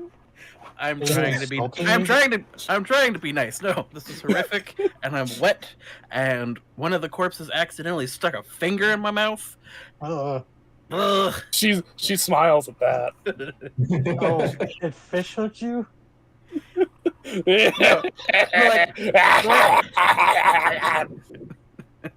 Fair enough.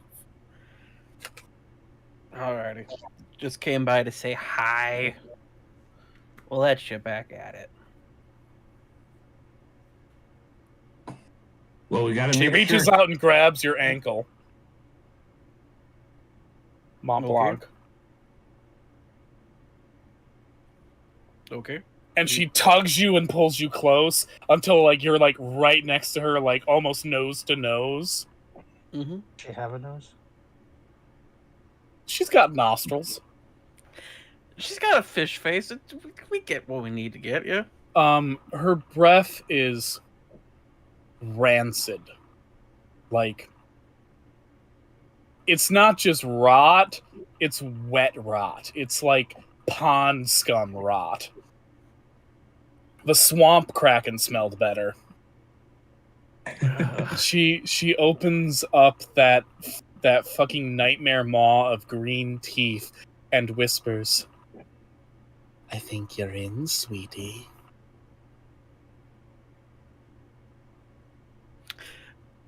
There is a mixture of emotions running through the face, the main one being, oh god, the swamp kraken smelled nicer. Thank you. Also, And then she like slides you across back to your friends. Yes. Also, like as that's happening, it's like, also, by the way, this is Edmund. He's also met Blake Annis. She gives you a very murderous glare, Edmund. I still got the trident if you wanna chill out more.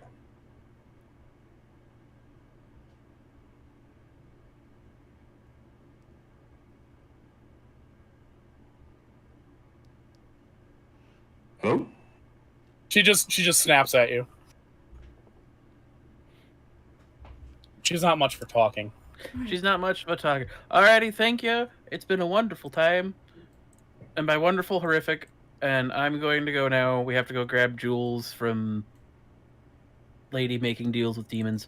So it'll be fun. She holds up a hand and mouths, like, makes it look like it's talking incessantly, while just looking very annoyed, doing her best Aubrey Plaza glare. Ah, yes. Okay, we're fucking off. Okay, bye, darling. Okay, As you guys get back in your boat, Um, she slinks back into the water. Oh, actually, Charles was going to do something. Yeah, go ahead, Charles. He'll go into his pack and he goes, "Oh, I know you want us to leave, so I won't waste words." And he'll pull out one of the cuttings of the giant man-eater plant and just gonna go, "I think this would make the area look nice." Put it down. She looks at the plant. She looks at you. And she grabs your ankle. But rather than drag you forcefully like Mont Blanc, she just gives you a tug, like she wants you to come closer. Crouch down, so The breath is just, it's rank, dude. It's nasty. yeah, really trying to like not breathe. That's very sweet of you. Come back without the others and we can fuck.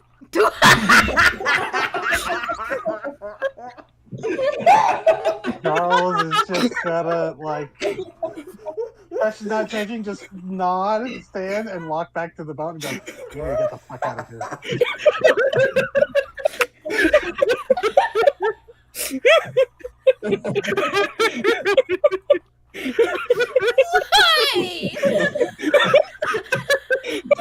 Because of this, because we're all laughing. Oh, God. Jesus. Like I want, like, as they're like sailing away and they're in the proper lake, it's just like, my God, that, like, worse than the swamp kraken that close. Charles is just kind of sitting in the boat with like 1,000-yard stare, like. Do I want to know, Charles?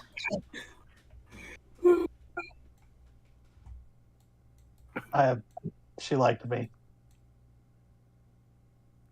She invited me back. Alone. Ah! Let's not. Unless you're. I mean, I'm not judging, Charles. No, Mont Blanc wasn't wrong. That was That I am going to have nightmares for weeks about just hands underwater drowning me. Ugh. And then the one, like, it wasn't like they like were trying to hook my mouth. One was trying to cover my mouth. They had a broken finger and just shoved their ring finger into my mouth. Ugh. I'm gonna eat one of the seeds to restore my MP, but also to get the taste out of my mouth. That's good. That's good. As you guys are sailing, your boat suddenly stops in the water. Like it's caught in seaweed, but you're over too deep of water for there to be seaweed that reaches this high. What's this now? Weren't we warned about a kraken? Is it a kraken?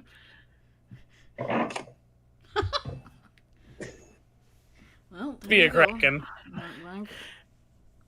It's a kraken! Yes! Ask and you shall receive.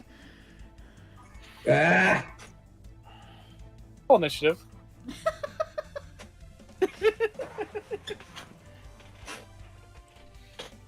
I'm glad I.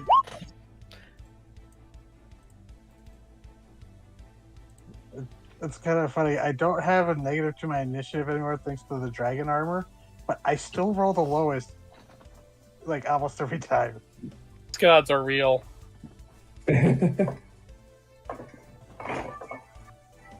you guys beat it. Look at this beauty. It is beautiful. It is an enormous mollusk, like an octopus. With it has 6 main tentacles, but also between them, in where its mouth it would be, there are dozens of thin, reedy tentacles. So it has like the 6 big grasper arms, and then like dozens of arms designed to pull food into its mouth and help tear it apart along with its shearing beaks. It has 2 enormous red eyes which glare with a malign intelligence at you, and a slightly armored body, like with like some hardened. They look like you would be inclined to call them scales, but they're really more patches of silicon shell. Yeah, and now it's trying to kill you. You guys get to go first, though, so that's nice. 1 second. I need to show what DZ just did to the chat because they'll appreciate it. That's why I interjected. I'm gonna read this for everybody. DZ said that Jenny says, "I like my beef rare," and then posted an image of everyone's favorite CGI child Gollum saying, "Give it to us raw," and which is the most romantic thing a person can say. Especially to someone like Jenny Greed. Terrible.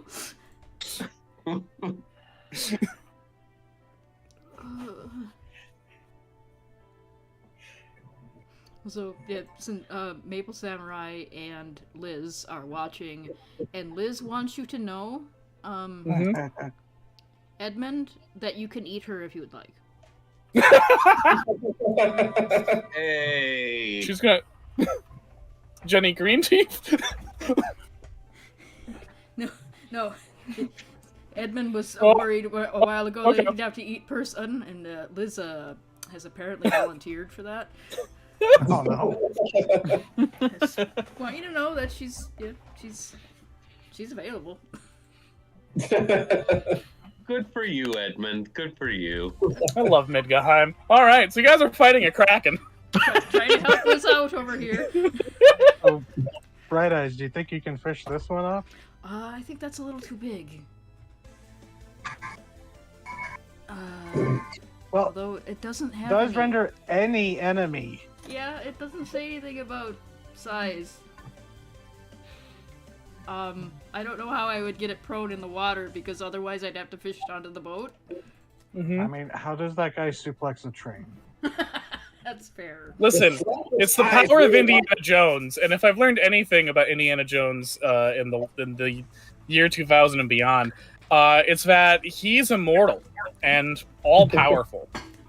I mean, to be fair, he did literally drink out of the chalice. And to be fair, he survived a nuclear bomb by hiding in a fridge. Yeah, after he Yeah. drank out of the Holy Grail. He's now immortal. That's how that works. Yeah. So I'll believe his whip can drag a fucking sauropod-sized squid out of the water. Alright, let's see if it works first, and then I'll try to figure out a bullshit reason. No. It does not. I just realized the silhouette looks like a Nessie. Yep. Yep. You call that a whip? Now this is a whip. He's gonna hit.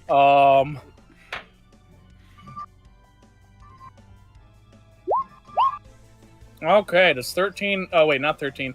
Does 18 hit you? Bright Eyes? Yeah, yeah, it does. Yeah. Awesome. You take 35 physical damage Oh. as you are bashed by a tentacle. How much damage? 35. 35. Fuck me. It's a fucking kraken. That's fair. This thing eats boats. I am in, I believe I'm in Crisis, but I have to make sure. Mm-hmm. Oh yeah, I'm definitely in Crisis. She tries to whip it, and it hits her with the tentacles, and she goes, I don't think that's going to work this time, Charles. You call that a whip? Now that's a whip. Whoops. Why is our Kraken Australian? Purely Down for the Under. sake of that joke. It's fair. Because that joke is from Crocodile Dundee, which is a movie I haven't watched because it's about a guy who kills crocodiles, and I won't, but I know that that's from where it's from, where the Australians like, you call that a knife? Now that's a knife. And then, of course, The Simpsons made the ultimate joke about it, where the Australian pulls out a spoon and says, now that's a knife, and Bart Simpson says, that's a spoon. Ah, I see you've played Knifey Spoony before. Wonderful. Anyways, who's going next? I can go next. This thing has really big eyes we can see, right? Mm-hmm. The eyes are about the size of your torso. Horrific. Hopefully this works. Wow. Wow. You miss by a mile. Its body writhes in the water like it's laughing at you, but it doesn't have lungs, so Fair enough. so it's gonna go ahead and return in kind. Does 15 hit you, Mont Blanc? Your defense specifically. Yes, I am looking at my defense. It hits me by 1. Yeah. Okay. So You take 33 damage. Yeesh. Okay. I'm in crisis. By sure. No, I'd be loath to remind you of things that you have at your disposal, but I remember it. you have gotten some very recent magic Yes. items that may be of use in this situation. Yes, Mont Blanc's on the deck. Like, use Well, the not conch. Use the conch. If anybody wants to use the conch, Which would be the best choice? I was going to use the giant slayers slingshot.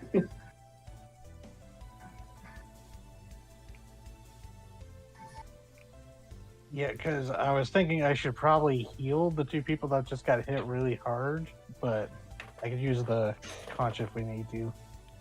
It'll buy us time. Unless Scrunt, you had. What? Oh, just trying to figure out who should blow the horn next. Yeah, I guess I could do the. Well, if you can heal, you might as well heal. Yeah, I'll heal Mont Blanc and Bright Eyes. But then That thing plenty can of half magic their ones. HP a hit. Yeah. Okay, so you both heal 40 hit points. Okay. Oh, that's nice. Thank you. Awesome, thanks. That brought me all the way back up. I'm pretty sure.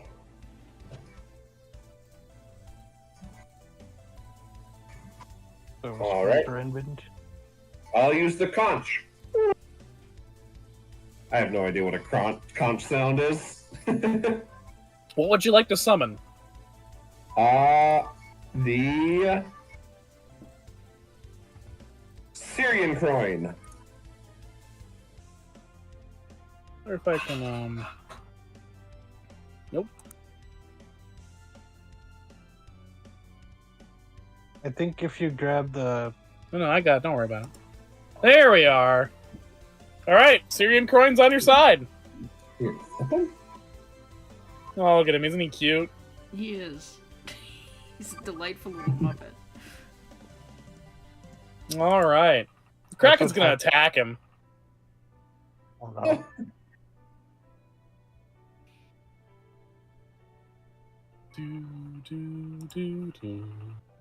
You know those pill capsules you would put in water and they expand into a giant thing? That's what the eel looks like. It looks like a worm on a string that did that. So the Kraken fails at attacking him. Hooray! And the Croin says, "Oh, fish!" Fish. It's a big fish. The real big fish. But it was on this turn, so it has to be next round that it attacks. Alright, I think that's it for the Kraken's turns. So who's left? Who hasn't gone yet? Runt. It's me. All right. Let's see how this does. Damn. Does that hit? Does that hit? Yeah! Okay. Brent's going to aim for its eye. Nice. And you punch it in the eye and it goes. Only it doesn't because it doesn't have lungs. Very nice. You give it a good old punch. If I It go doesn't like that at all. All right. Top of the round. One of you gets to go first.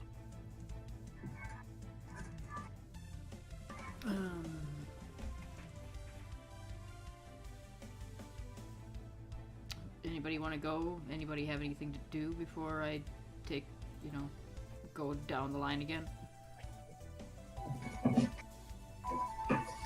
Nope. Nope. Okay. I'm not gonna try the whip again. I'm gonna try the thing I just got. I'm going to condemn the Kraken. I'm gonna condemn the Kraken. You may use an action to spend 5 mind points to perform an opposed insight willpower check against a creature that can hear and understand you. Describe your accusations. If you succeed, the target loses SL times 10 mind points and suffers dazed or shaken. Your choice.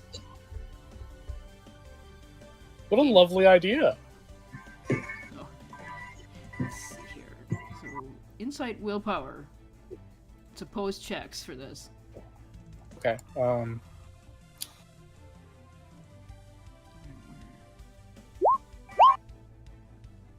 I get a +1 for my skill. Okay. It fails, so she's just gonna stand up and like point at it. Like it's very much mom energy accidentally. Mm-hmm. She goes, Hey, I will BRB. I just heard something very loud from the kitchen. uh-oh. Cats. Kitten's up to no good. BRB. She's gonna point at the Kraken and go, now why exactly are you attacking us? We did nothing to you. We were just going by our business. Why are you attacking? Cut it out! It looks mildly ashamed. So it suffers, let me see. What should I give it? Dazed or shaken? Let's double check. I say shaken because you've scolded him And that Like he's sounds a- funny. like he's a cat. Yeah, let's go with shaken, because dazed wouldn't make any sense unless I, like, smacked him in the face. Fabula Ultima does have vicious mockery. Just, Alright, well, remind me what Daze does. I'm 'Cause trying maybe to find it. I don't have my Daze should cheat just sheet up. reduce your I think Daze just reduces the dice you roll. Yeah, I mean, all of them do, but it's like, which one? It's on here Insight. somewhere. Let me check. It's to make insight. sure. What's shaken? Shaken Bacon. Shaken is willpower. Yeah, let's use shaken. He doesn't like that at all. And it Makes loses him feel bad about himself. It loses 11 mind points. If that does anything to it at all. Made him feel really bad about himself. Good. Aww. It's Peter Dick. He's gonna try to eat his feelings, and also the Syrian crying. Oh no. And he's gonna succeed at biting it. Oh. Stop And he's making gonna me do feel It's bad. gonna do 17 damage to the Syrian Croyd, and it goes, ah! Biting fish! Poor guy. And if no one objects, the Syrian Croyd's gonna try to go. I'm back. Okay. Got It's knocked gonna on try the to- whole trash He's can. gonna try to bite this guy. Oh, kitties. He's gonna try to bite back. Plus, it's gonna have a plus to that, right? Hey! Okay, so he does damage. High roll, he does 17 damage, that's pretty good. So what I miss? Bright Eyes shamed the Kraken about its life choices so much that the Kraken, in an emotional desperation, decided to eat, to stress eat, and it stress ate a bit of the Syrian Croyn, Oh, and the Syrian Croyn bit it back and did, I think, equal damage? Hey. Good. Yeah, equal damage. Good job, sir. Now it's the Kraken's turn. Didn't like getting bit. Decides that maybe it'll just swat some tiny people and it'll feel better about that. And it's gonna go for Edmund. Nope. Wow. Does 13 hit you, Edmund? It does not. Well, shit. Beef that one up. It's off its game. All right, can I strike back? You guys good Yeah. with that? That's good. All right, Edmund's gonna give it a try, taking out the Giant Slayer slingshot. Dang. Holy shit. Wow. It's double damage because it's bigger than you. Yep. 32 points of damage. You do a significant amount of damage to the Kraken. Its tentacles flail, and you actually see within the long, reedy tentacles that cover its mouth, you actually see flashes of the long, curving spikes that make up its multi-part beak, as it soundlessly roars in pain. That was a hit. A very palpable hit.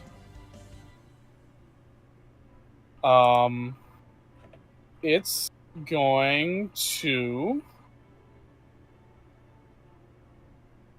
Okay, can only do this once per round.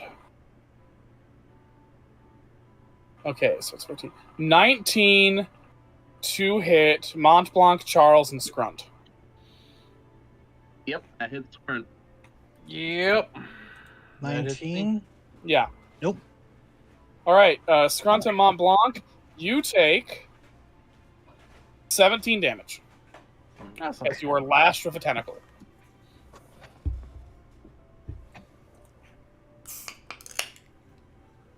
Fair enough. All right.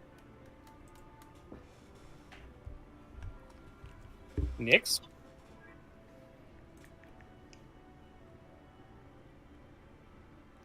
Who hasn't gone yet? I think it's just been me and Scatha so far. Yep. Mm-hmm.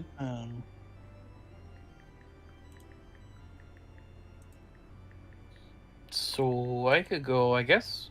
Yeah. Go ahead. How's it looking? Like, is it It's looking... close to being in crisis. Okay. Not quite there yet, but close. Mont Blanc is actually going to pull out the tome and activate the one ability that he's got that allows him to learn information about the monster to give that little extra buff to his friends. Okay. Quick assessment. I'm going to spend 10 MP this way. He must have had leftover fireworks. Choose one of the options. So there's two options for every 5 mind. One option for every 5 mind points. Two options.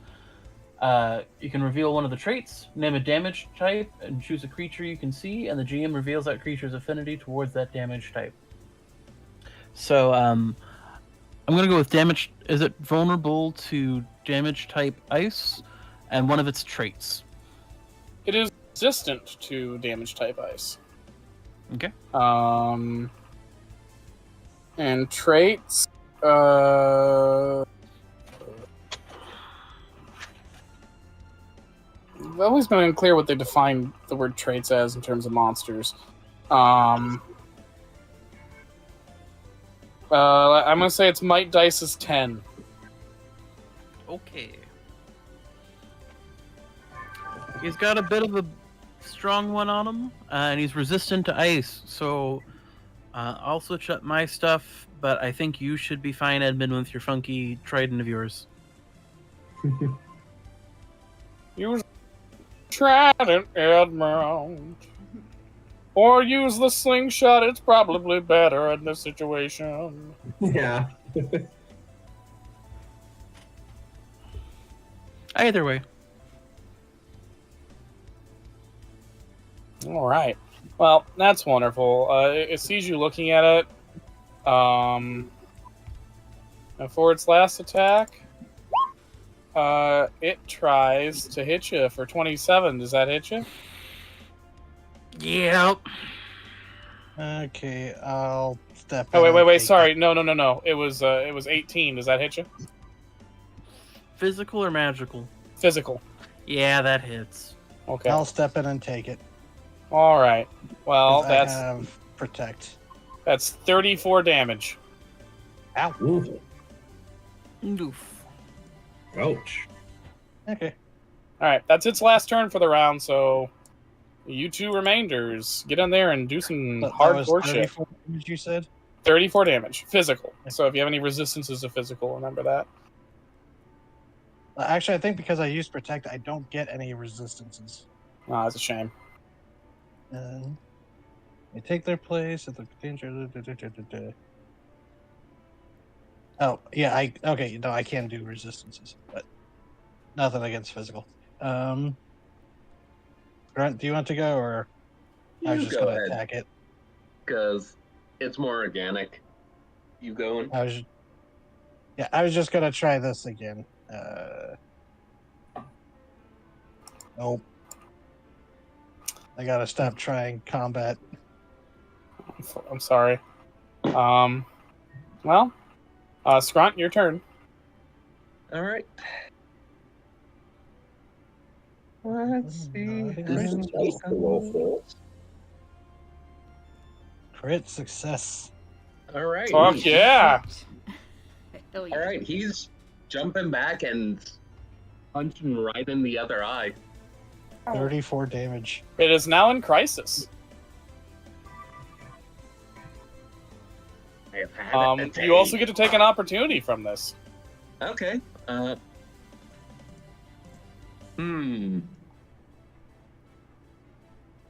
would be a good opportunity? Inflict the condition that lowers its might die. So weaken? Yes. Okay. Yeah. Good. Fuck it, we ball. Excellent. Top of the round, you guys get to go first, so one of you gets to, lead the charge. Anybody have anything they want to do? I'm just going to shoot it with the slingshot again. That's what I was going to do too, so. Yeah, I'm good waiting. Everyone just start pelting it with the slingshots. You can go ahead, Edmund. Alrighty. Get lost, squid.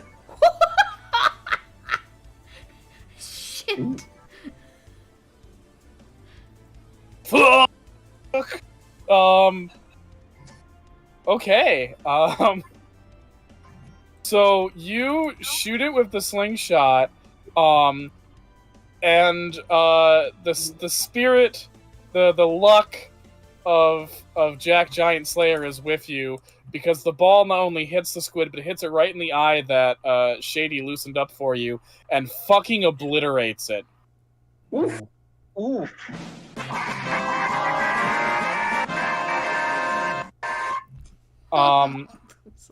And the Kraken, the other eye, rolls up in its head, and it begins to sink, at which point the Syrian coin shouts, "Bish!" and swims after it, and immediately starts eating the dead Kraken. Oh my god. Ooh. Well, Well, I did call into battle, so I guess I got it food too. Yeah, if there's anything left over, that might be some potent enchant crafting stuff. Yeah.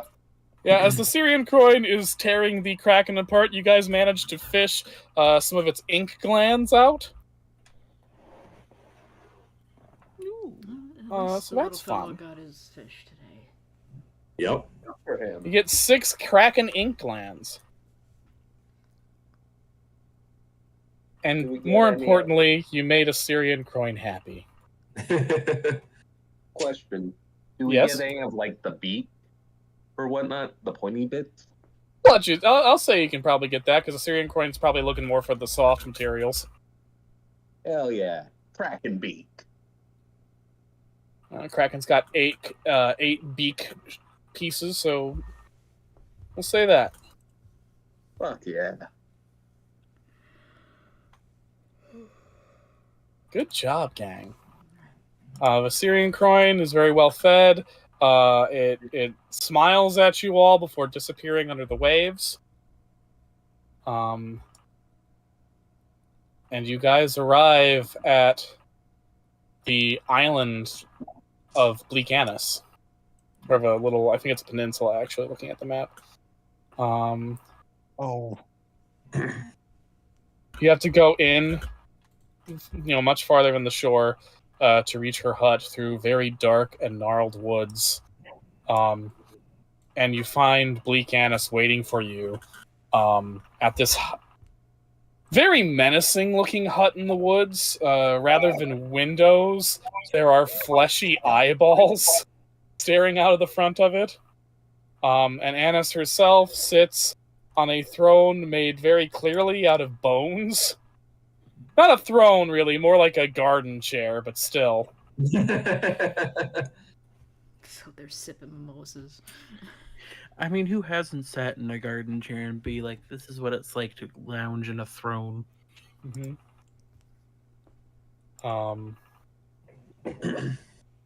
She's rocking back and forth on this bone chair. And as you guys come up the walk, which is lit by these very gnarly, lanterns that have skull heads that are lit with flame from within. I didn't say skull heads. A skull is a head. What the fuck, William? She smiles menacingly and says, menacingly at you, and is like, "Well, well, well. Finally made it to my door, did you? Montblanc, dear, you're looking well." Thank you. Nellie says hi, Mm-hmm. and Green Jenny. That, if I'm being honest with you, I don't know, but and Pig says hi. Oh, that's wonderful. Edmund! You're as handsome as the day I first met you. You look completely different. Well, we see what we want to see, I suppose. Yeah, so I've gotten this far. I know you apparently can't change me back. Well, who said I can't? What? Everybody made it sound like you can't. But I shouldn't have listened to them. I knew that was stupid. If you could turn me this way, then you can turn me back. Mm-hmm. So, we made it here to do that. You wish to have the curse reversed? You need to learn your lesson first.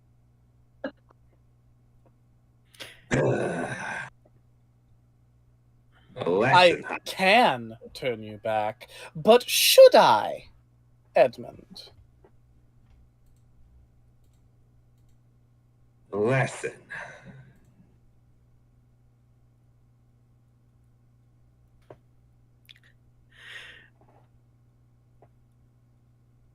You think on that. For the moment, Scrunt, how are you doing? We killed the Kraken. Nice. Are you good? Do you need water?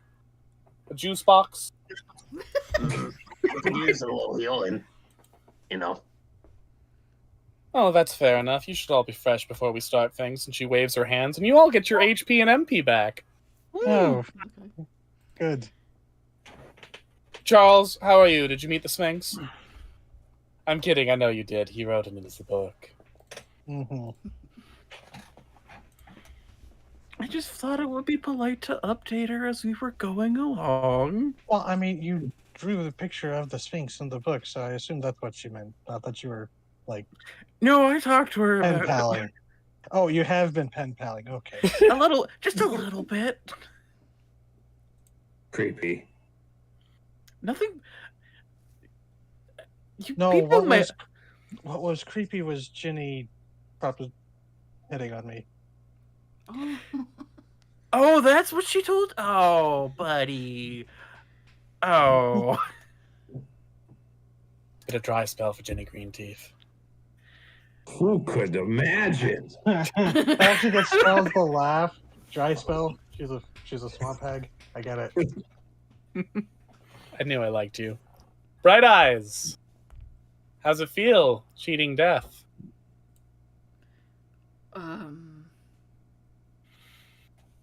Like I'm going to pay for it later, but fuck that. That's later.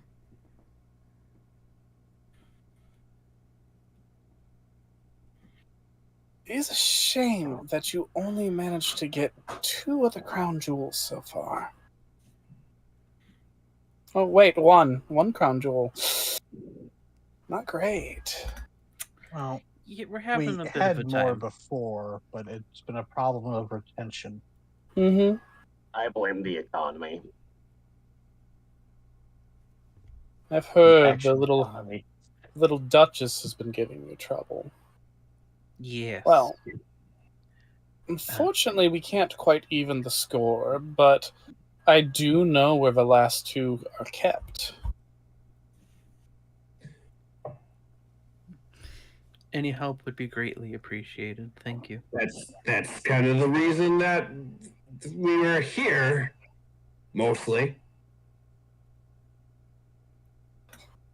Of course, I am Bleak Annis, the Great Witch of Bretance, and I cannot give things away for free. It's a reputation thing, so you are going to have to earn it. Are you all well rested? Do you need to sleep? Have a nice meal before we begin? I'm good. Does anybody? If you're ready to let me have at you, I've been itching for it. Well, some good catharsis for Edmund. So, Ready as I can be. All right, well, let's all get into position. And she moves to the center of her house. You know, you've all had such wonderful travels, and I've seen the many wonderful things that you've encountered on your journeys, and I think perhaps we should start this off with an old, familiar face. oh no. She smiles happily and turns into someone very familiar to you. Oh, I get to TT, kill him is this a twice. boss?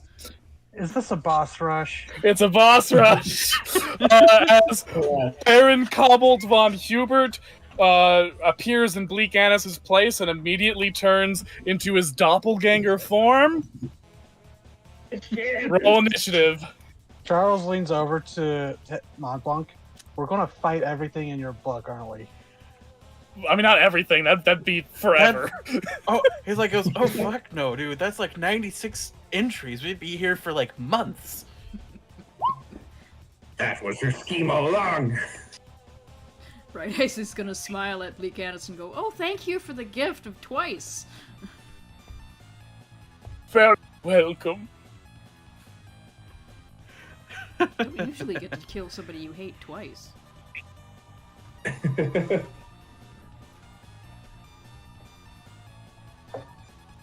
This music is still fucking rad for this fight, though. Yeah.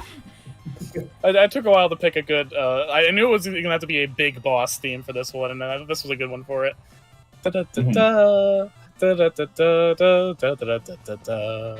Okay, you guys get to go first.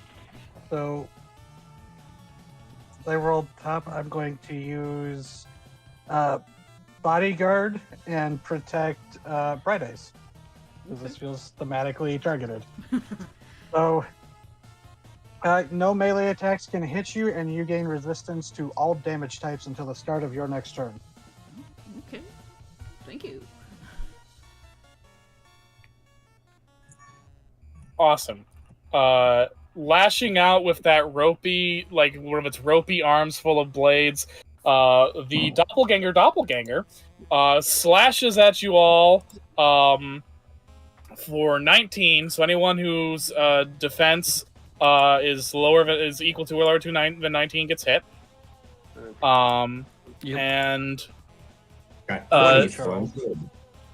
does a mere 13 damage. That's not bad. So you want to get hit with that Bright Eyes. Okay. That's technically a melee attack, right? Even if it's multi? Yep. Okay.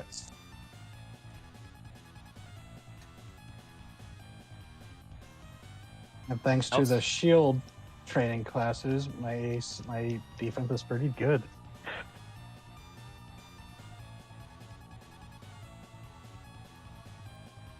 So whoever's next. I mean, this almost feels appropriate more for Bright Eyes to attack. This is her Yeah. boss. Yeah. You guys want me to do that? I can. Yep. Definitely going to hit him with fucking prone. If I can, I can't. We're just not rolling good tonight, are we? You've been To, fabulous. to be fair, it's Doppelganger Cobalt, whose defense is 2. Oh, So you hit it. Oh. yank the whip back so hard that his like skull cracks on the ground. The Doppelganger is down. So that means the rest of you just get to Pennywise their ass. Pennywise. Do we just all roll an attack? Yeah. All right. I really like this whip, TT. It's a good weapon. And as the Kraken fight showed, it's not completely unbalanced. No. Okay, yeah. I mean, like they're fucking prone, and the defense is 2. So yeah, you hit. You do a good amount of damage. So everyone Dude, can roll, did even we- though I just already used my turn, right? Did we learn yeah, sure. So Elemental? Oh, go ahead. I'll pass that one. Ignore that. If you attack. remember the elemental affinities of the Doppelganger, which has been a while ago, but you would know it in character, it's vulnerable to light and fire, resistant to dark, immune to poison. Okay. So ignore that attack then. since I Okay. already used I my am turn. ready to take a swing at it. Go ahead. Fuck yeah! So it's vulnerable to it, so Doppelganger Cobalt explodes into a burst of red smoke, at which point stage 2 of the fight begins. Oh no! We didn't get that one! We didn't even do this one. As she transforms into a mature Grave Dragon. Well, that's a new one. Well, she's Okay. gone full mad. You Madam drew Mim. it. You didn't fight it, but you drew it. I drew it. You've just been giving her power this entire time, you idiot. Mm-hmm. Aren't you glad you went to? Aren't you glad you did this before you went to the big bonus bosses? Oh God. Oh god, yeah. I'm gonna be real with you, man. I didn't want to get I wasn't gonna tell her no. That was a This nice is why gift she I gave don't- me. This is why I still have mistrust bond with you. You know what? That's absolutely fair. I barely know how this is working half the time. So, with changing form, does that reset the turn entirely, or do we continue where we No, were? you continue on. Like it's the Okay. same person. She's just, she's Okay. in the second stage of the fight. So I'm gonna spend a Fabula point to re-roll the 1 Mhm. for the D8 in there to see if that helps to hit. Plus side, the Grave Dragon's magic defense is low enough where that does in fact hit. No. I'm still spending the point because I said I was. Mhm. So that is now 11 to hit. Well, that hits. It's a very good hit that you've done. A good hit. You did your hit, and it's still prone because the round has not finished yet. So you guys keep on wailing on this thing. Bananas will That's have. the last one. All right. Grunt is going to try and drain its vigor. All right. No. She doesn't take as much damage as you'd expect, but you still get the HP recovery. Not that I think you need it yet. HP is good. Some- Top of the and, round. Okay. Bright Eyes? Right, do we want to keep going with B as first right now? Or is anybody else? Oh yeah, I mean you can mix things up. I mean, Charles went first, but Do you have anything I mean, you want it's to do whatever. before? I'm not really sure. I can't remember what those things, the affinities were. You never fought it. Yeah, we didn't I fight this never one. bought it. You know what? I'm going to do. I haven't done this in a while. Aura. So, who has the lowest magical defense? I Oh, have- wait. Because of Dragonhide stuff, all your magic defense is higher than a 12. Yeah, So that would be a waste. mine's 14, so Okay, never mind. Sorry. it's all good. I mean, if someone has something they wanted to do first, go ahead. I was just gonna hit it with the Giant Slayer slingshot because now she's technically bigger than I am. That is true. So I'll do that while you're thinking. Is that good, Charles? Sure. All right. Hopefully, if I hit him. All right. 15. Yep, that hits. Okay, so 14 double. And it's a palpable hit. It's in crisis.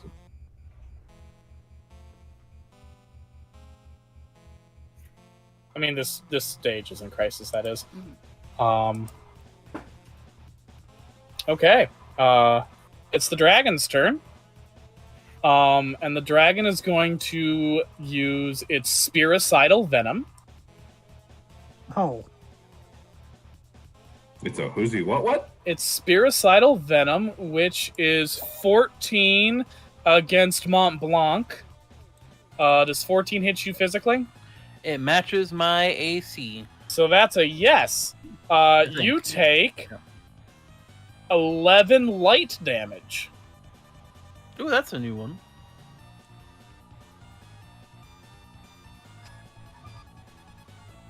And you might want to blue mage this attack, by the way. Because I don't think you guys have any light attacks at this point. I don't think so, yeah. Well,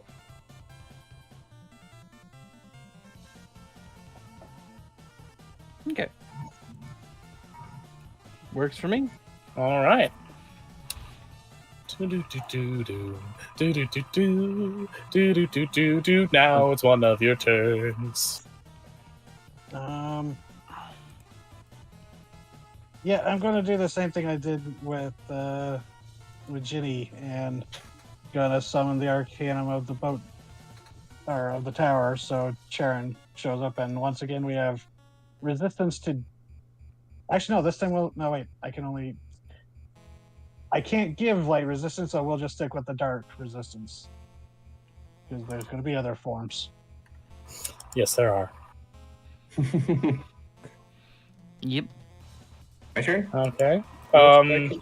No, I think the dragon's got it's got Oh, yeah. 2 more attacks, I think. It's just gonna bite Scrunt. Yeah, straight light. Okay. Does 16 hit you, Scrunt? it matches, so yes. All right, then you take 14 damage. All right. Cool.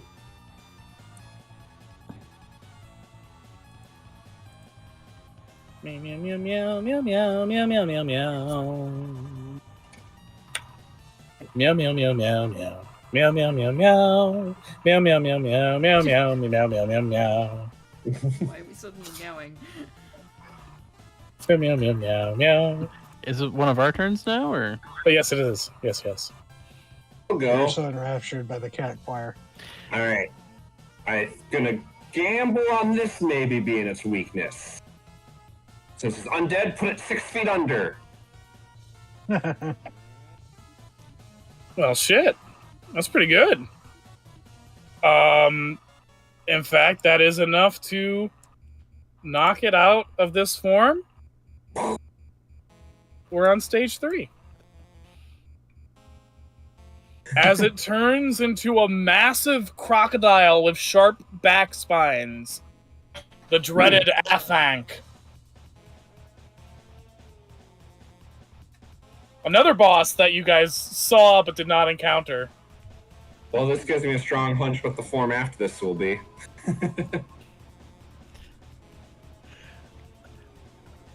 Fair enough. I think But you know that's the end of her turn. So you guys finish up this round. Do you still have to go, Scrunt? Is everyone else gone? I think I still have to go too, but you can go first, Grunt. No, you go ahead. Well, Okay. We're gonna go ahead, and because it worked so well for Jenny Greenteeth, Damn. Shit. Good job. Yeah, that hits. okay, That's good 20. damage. and that heals 11, which gets me back up pretty good. I'll take it. Nice. Grunt. all right.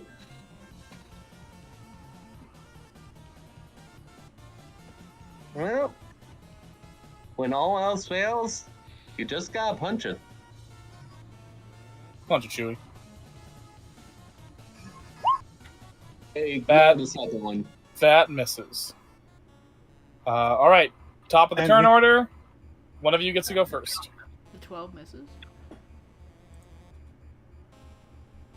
Isn't that a 7? Am I not seeing a 7? No, I accidentally. Oh, 12. Yeah, 12 actually does hit the Afank. So yeah, you're good. Oh yeah. Okay. Oops.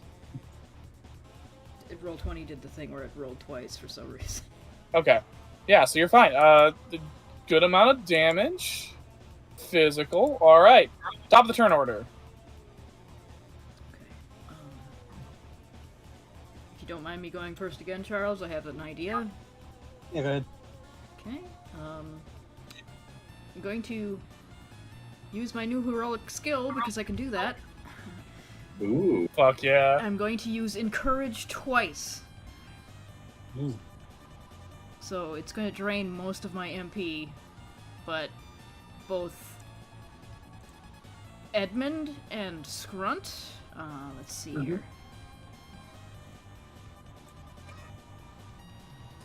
Let's see. Roll for me, please. There we go.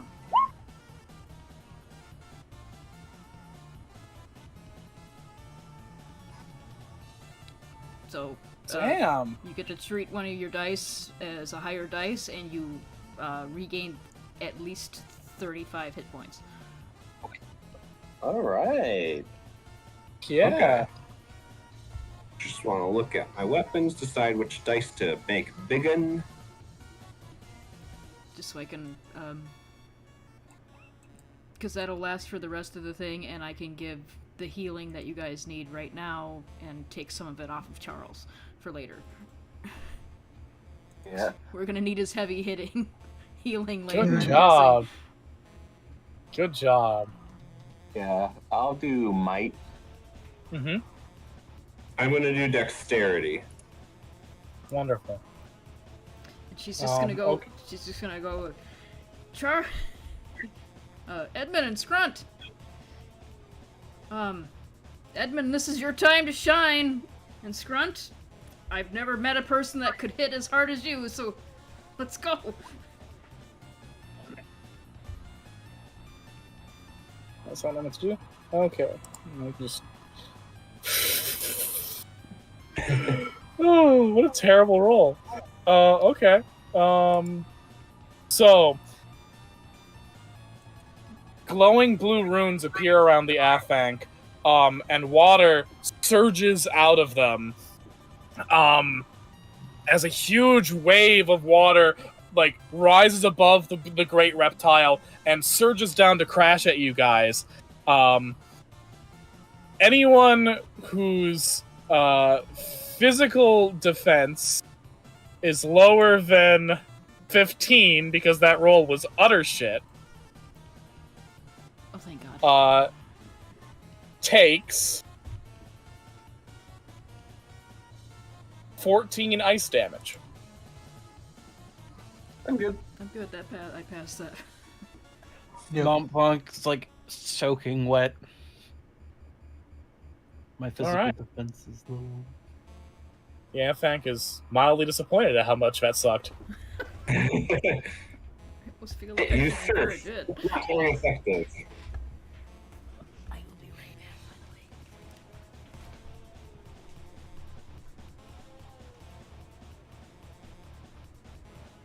Going next.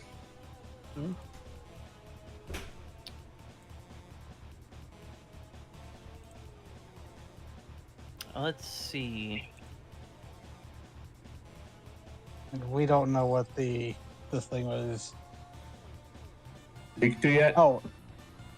Yeah, what its affinities were.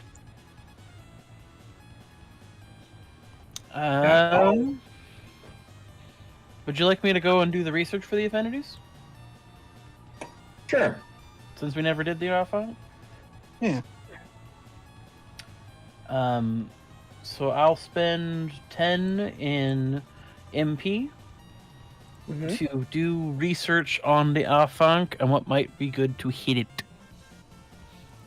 Okay. Vulnerable to bolt and poison. Okay. Interesting. And Alfunk passes it on. A good poison attack should hurt it. Do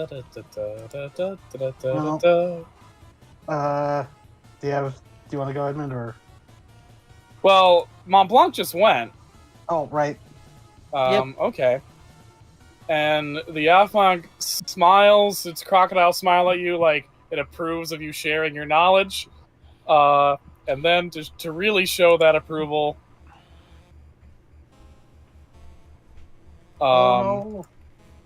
lurches forward of its big crocodile jaws, and does 15 hit your physical defense?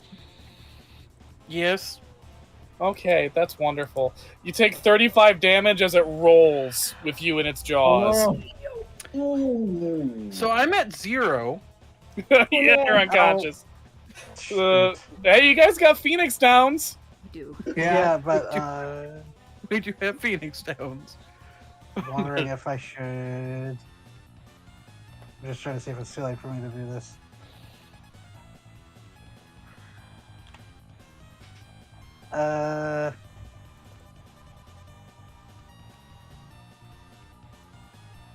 Yeah, you may declare the use of the skill before or after the checks have been made. So, yeah, I'll take that instead. Using Protect. All right, so you get to go on the death roll ride. Yeah, I push Mont Blanc out of the way because he's, even soaking wet as he is now, he's not much. You're a fucking saint, Charles. You're a Yeah. fucking Saint Charles. And how much damage was that? 35. Okay, so I forgot I actually do have damage resistance, so that's And only it's physical 32 damage. That's good. All right, it's your guys' turn. Ow. Mm-hmm. I just went, so... Hey, Charles, can you hit it from inside the mouth?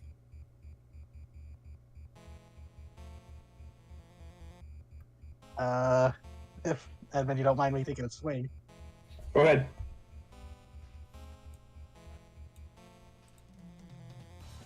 I knew I had a hit eventually.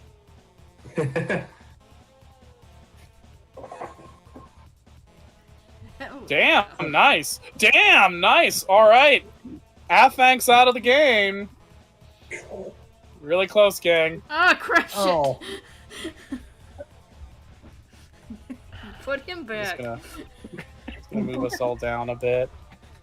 It doesn't fit on the map. I assume it's going to be the Frost Giant. Yep. Wait, did it show up for you guys? Yeah. Yeah. Yep. Oh, it doesn't show for me. Whatever. You might want to refresh your thing if that's the case.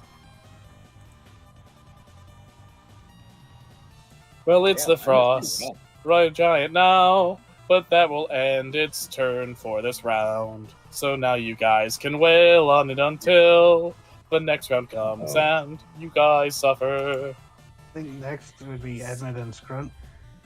Yeah. Yeah, it's going to be a second as it's reloading. Scrump, go ahead. All right. Yep. This is another one we didn't fight. Yeah, once I saw the Afnak, I was like, the Frost Giant's going to be the last month, or at least the next one. Yeah, there was 2 monsters on this list that we just opened doors, looked at, and then closed the door again. 3 actually, because you did that with the Grave Dragon too. Uh-huh. Oh yeah, I meant the Grave Dragon. We saw the And epic, you also- we just kind of You saw the epic and you just avoided its tank. 15, 9%. What's your defense? Hey, that hits! Hey! You punched the Frost Giant. Yeah, he's going for the knee. Wonderful. Why are you claiming to not work? I can literally see that I have internet. I'm still able to talk. I still have internet. Stupid computer. I blame the French. Yeah. There. Alright, let's see if this will work now.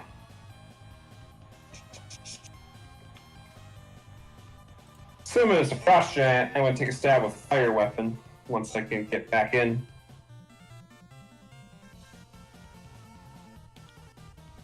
Not even hearing the music pumping me up.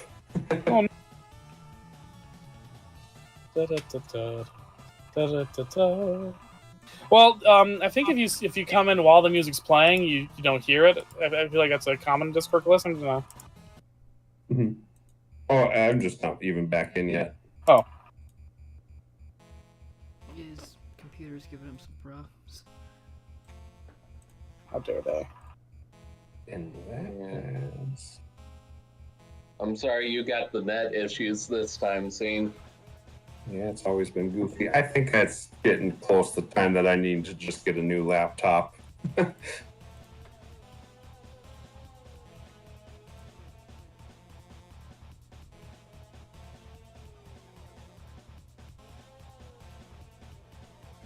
Some of the paneling is starting to open up and stuff.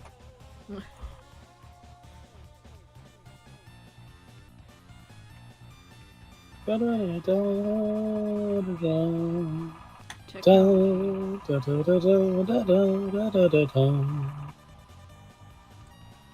This is fun though, TT. Mm-hmm. I enjoy I it didn't so Boss see much. it. rush. Yeah, I didn't see the boss rush coming. Boss rush of all the guys we didn't fight. And Baron Vault Hubert, but I think that was just catharsis. Oh no! Don't. That's what I thought was going to show up next before this one. We didn't fight her yet. You didn't, did you draw her? I guess you did. No, I don't want you to face those, and I don't want you to face the Bleak Annis version before you face the actual version. That's fair. Also, it's Because these ones have the same, like, attacks, but some other things are slightly restructured. Mainly their HP. Yeah, that's what I figured.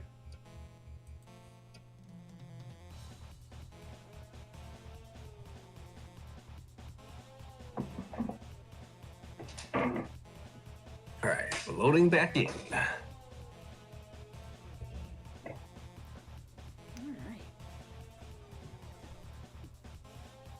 Alright. Tonight the lightners die, bear the rod and spoil the spade.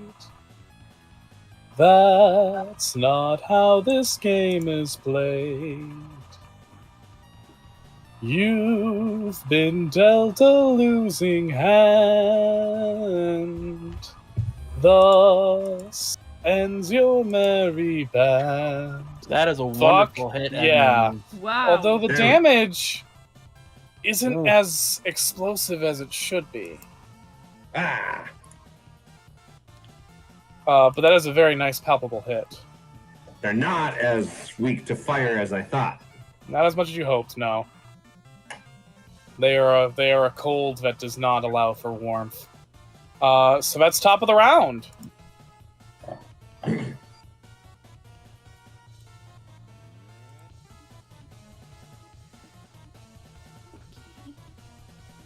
Charles, do you want to go first?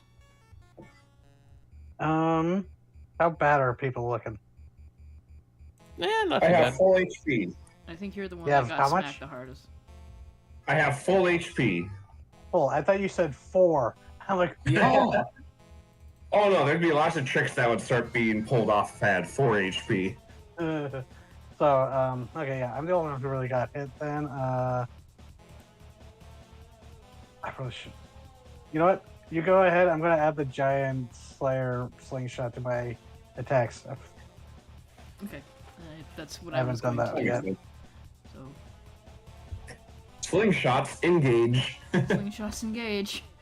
That's what they're for. Alright. Okay. Woo.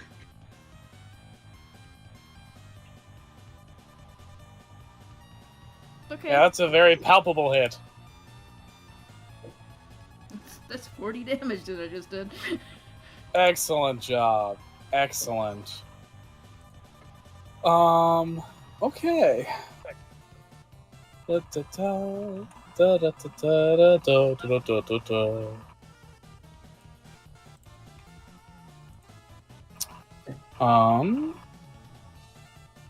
The Frost Giant swings its spear at Edmund. She likes to bully you.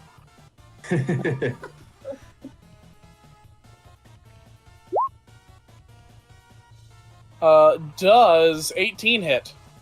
Ooh, it doesn't. Nice. Wait, I need to double check that the broad axe is. I think it's one-handed. If I change handedness, then my defense changes. But I think the broad axe is one-handed. It is one-handed. Okay, so that doesn't hit. Nice. Then one of you gets to go.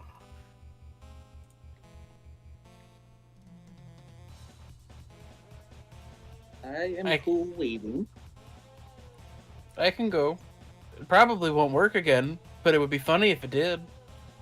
Do it. Let's see.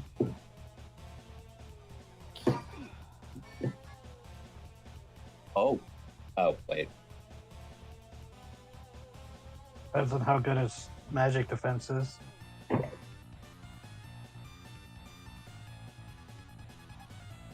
That doesn't hit. Yeah, it's a shame. It is a shame. Well, it's gonna go and hit you with a wind.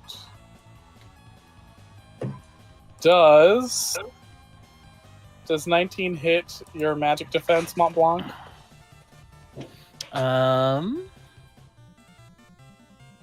19? 19. Yes. 38 ice damage. I'm unconscious. Well, Mont that, Blanc! Mont Blanc!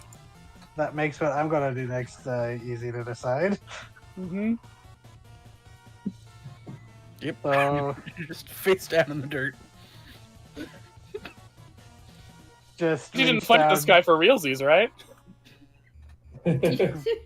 grab you by the scruff, and you're back up by 40 Yeah. hit points. Yep, I'm awake. Oh. I'm awake. Right. Wonderful. It's gonna try to spear you, Charles. Okay. Does 19 hit you? Nope. I got a Yay! big shield. In dragon armor. Very nice. And someone else gets to go.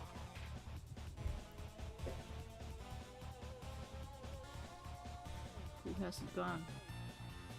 I think it's me and Scrun. Yeah, go ahead, Edmund. All right. Slingshot, engage.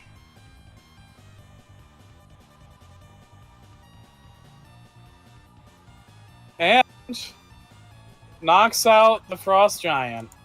Which means we're on the final round. Oh shit. I knew it. Doesn't even fit. Ah, Trying to scroll back up, Scatha, did your skill that increased our dice, is that still in effect or is that done? That's still in effect. It goes for the entire combat. Okay. And since we're technically not, redoing things because it's the same technical fight, it keeps going. Okay.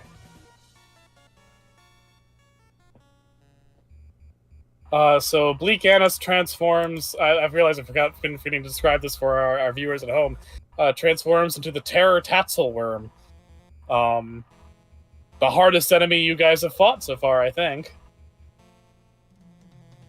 Oh boy. you didn't even fight it. We were like, please don't fight us. I mean, she fought you. Mm-hmm. We took some hits from that one. TT did say this thing had 500 HP. Now, this is the Bleak Annis version, so it's you've just to go through. Every single form so far has had 50 HP. Okay. So you've gone through 200 HP of the Bleak Annis forms. The Terror Tatzelworm has 100. I'm just going to give you that as a freebie because I'm nice. That's what I figured when you said the others had 50. Mm-hmm. I think Scrump's the last one. Yep. All right. All right. Bada bing, bada boom.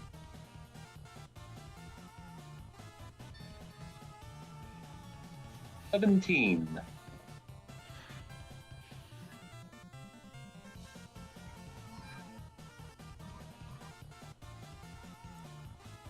Uh,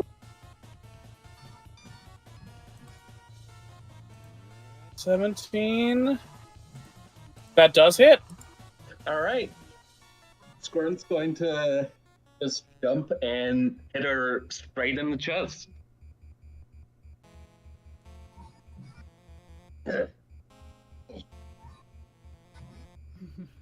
Excellent. Okay, top of the round, you guys get to go first, and then it's time for the terrifying fucking dragon to go. I can do a decent chunk of damage just straight to it if people don't mind. Go for it. Go ahead. Then I'm going to dismiss the Arcana of the Tower, and it deals. Let me see just real quick. No. It does an automatic. When I dismiss it, I invoke the Judgment. Use any number of creatures you can see. Each of them suffers 30 light damage. This damage ignores resistances. Oh, nice! A very palpable hit. As the Charon-looking image just looks at her and points before dismissing. Yeah.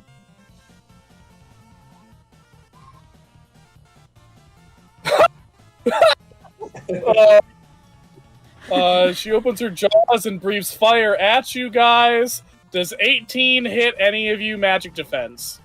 It doesn't mean. Yeah, No. it does. Mm-hmm. Nope. Oh, sorry, not 18. Sorry, not 18, not 18. 8. No. No. Oh no! God, thank you. Okay, so I you're don't not sure. think I You're can not be sure hit if by she. magic. You're not sure if she meant to or not, or if this is just her fucking with you. But she breathes fire, and it goes around you, but it doesn't manage to touch you. Yeah, TT, I don't think I can be hit by magic. Not that I want to test that out, but I have a magic defense of 28. That's pretty good. Our dragon bone armor also resists all elements other than light and dark. Yep. That's why I gave us dark resist with the tower.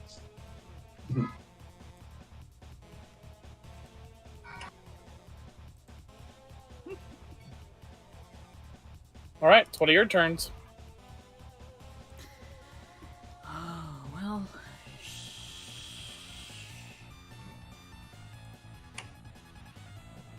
I'll have a go. Yeah, go for it. All I've got is the fucking slingshot. I'm gonna invoke a Fabula point to reroll the D10. No, do it.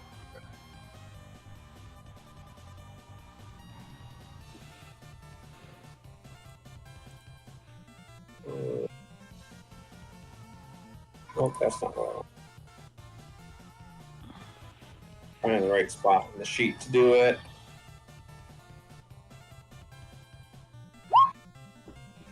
Okay, so yeah, now we got 14 plus 5, so 19. Nice. You do a good chunk of damage. I think the damage would be also 19 for damage. That's true because that's the new high roll. Yeah. Very good, very good. She's impressed with you, and she shows how impressed she is by trying to bite you. Sorry, by belching on you. Oh no. For a good. Does 18 hit you? Your magic defense? Magic defense, yes. Okay. Then you take 29 fire damage. Okay, what does resistance do for damage? Halves. Halves? Okay, so I take 14 damage. Yeah, 14 damage. Yeah, that sounds right.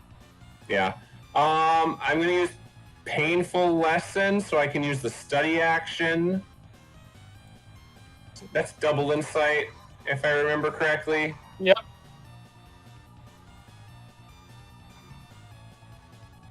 I'm going to gain a bonus for my skill level.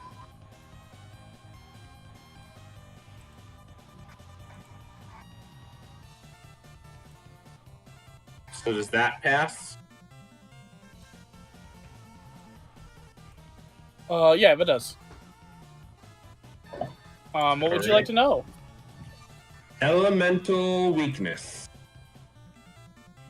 So dragons don't have elemental weaknesses. Because Bleakanus is, imitating a dragon right now, she doesn't have their normal resistances and immunities. But generally, dragons are not vulnerable to most magic. Generally, they're resistant to most, if not all, magic. Okay. So right now, her resistances and vulnerabilities are both null. Okay. Just hit her with anything. All right, she took her turn, so it's one of your guys's. Okay, hit her with anything, you said. With the giant slayer. Yeah.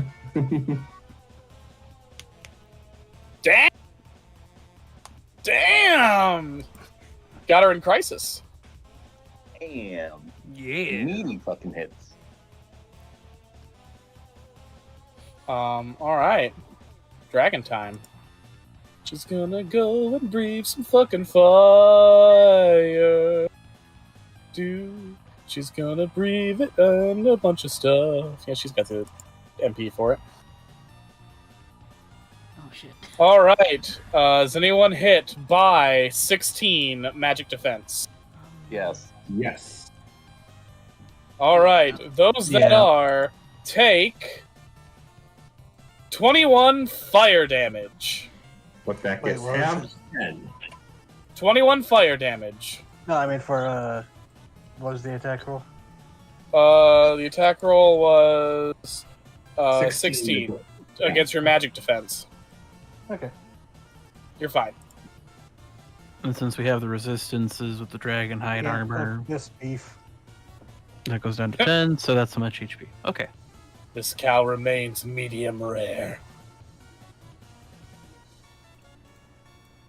All right. One of you, I believe.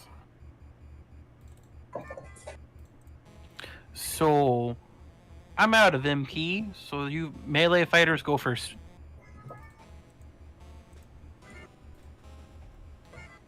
Well, I already went. I just went, yeah.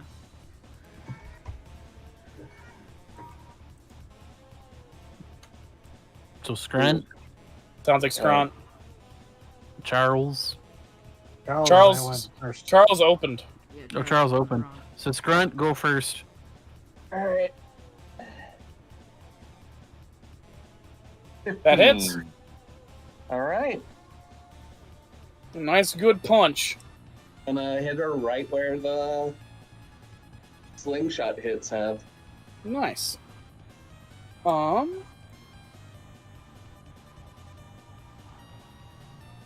That's fucking funny. Does anyone? So Charles, Edmund, and Scrunt, are any of you defense-wise lower than 9? No. No. You all successfully dodge a tail swipe. Nice. Okay. Charles bounces it off his shield. So, I think it's my turn.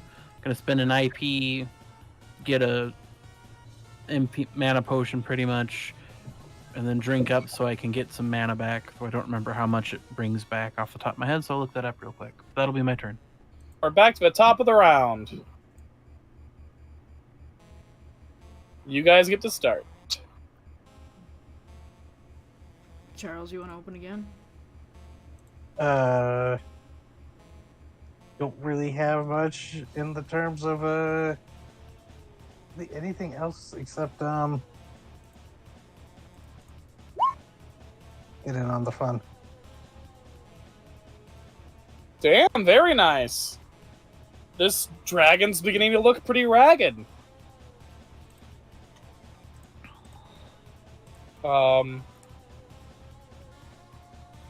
28 damage from that. Yeah, very good. Okay. Okay, that's better. Fucking thank you. All right. 18 magic defense. Who's hit? I am. Me. I am. You take 26. So that 26 fire damage. fire damage, so that halves to 13. As she breathes a huge spray of flames. Oof. And now one of you gets to go. Da-da-da-da-da. Da-da-da-da-da-da-da-da-da. Does anybody want to go before me, or You can go. Yeah, you can go. alrighty? Just gonna be whipping rocks at this thing. Ooh, Damn. Apparently whips them really hard. yeah. You got max roll on that. I sure did. Yep. Shit. That's a 40. yeah. That's a 40. I also rolled a 10 and an 8 on my dice, and those are my max. So I think that should be a crit. You did 80? That. That's not what I meant to do at all. Okay. It's so powerful and not the DM out of the game. It did. The rock sailed How dare through you. your laptop. And made me click on one of the links in my bookmarks bar. Alright. Oh, Jesus Christ. God, I zoomed out. Alright, but yeah, congrats. You fucking did it. As the Tatzelworm explodes into red smoke, the smoke coalesces back into the form of Bleak Annis.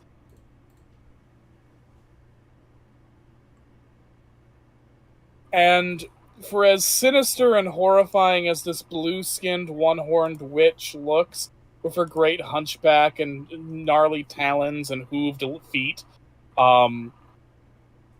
she gives you a genuinely warm and proud smile.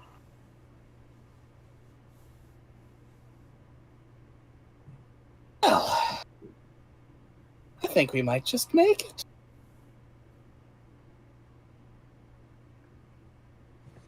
why don't you all come in? I'll get us some tea. Oh, thank you. All right. Her cottage is the most sinister of any of the witch homes you've seen so far. There's skeletons and things floating in jars, rugs made out of various arcane beasts that she has slain. It's, it is very much the home of a witch.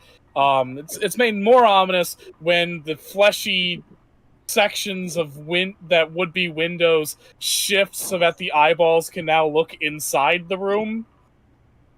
Well, that's unpleasant. But as you sit down at a table whose legs are made out of some animal's antlers, Bleak Annis comes to you all with some very humble porcelain teacups and pours you all some rather nice and warm tea.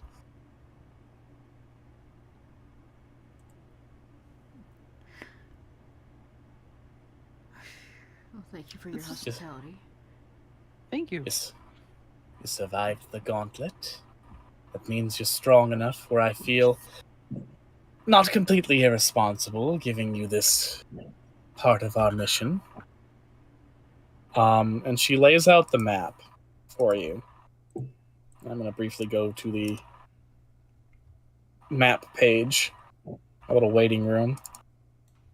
And she points here. To this section of woods behind the mountains next to Grimhelm. And she says, in this section of wild woods, there is a lair. That is where the ravening beast spends its time when not prowling for food. It is where the beast will be now that it has been scared off by the tatzelworm of the mountains. I'm sure some of you have surmised by this point that the beast holds one of the crown jewels. Yeah. Yeah. Gotta That makes- assume that's why I was so hungry to get the others. But why does it have one in the first place? I cannot say. I would assume it ate someone who had one, but I do not know the history of this creature. It is a mystery to me, and that is very concerning. I've lived a long time, and I've seen all manner of creatures, and I have never seen the likes of this one before. I also know with certainty that here, beyond that wild woods, in the great tomb tower where many of the aristocrats of Bretance bury their dead, lies the corpse of the treacherous Duke. And held tight in his dead grip is the last crown jewel.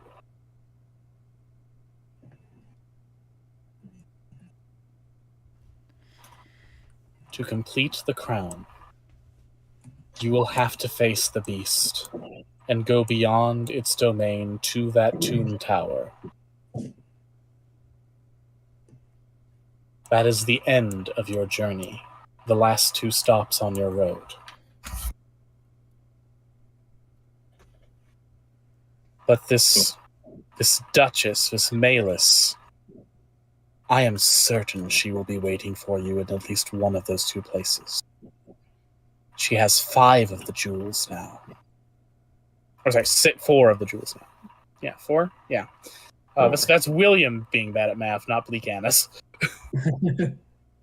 I'm a literature major. I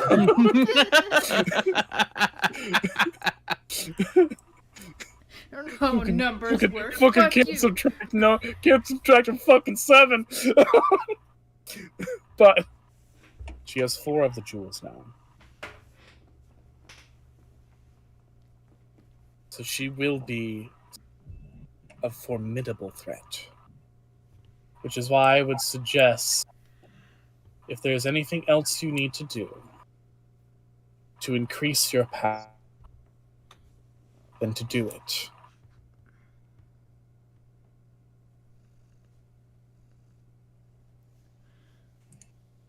Okay. Okay.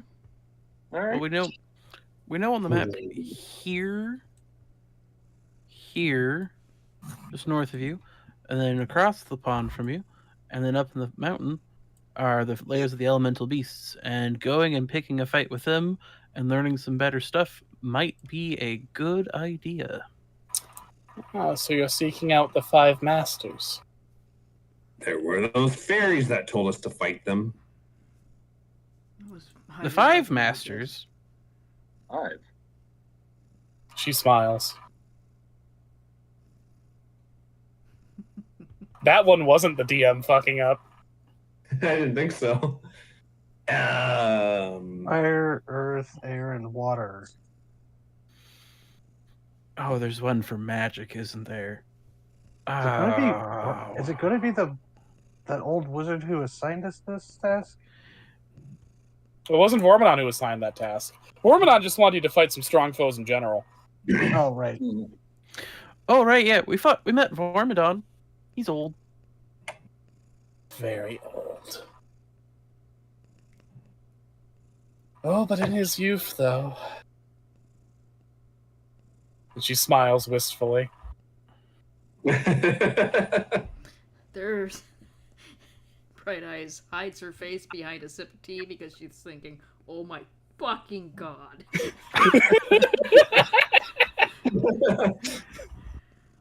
I'll take your word for it. Okay.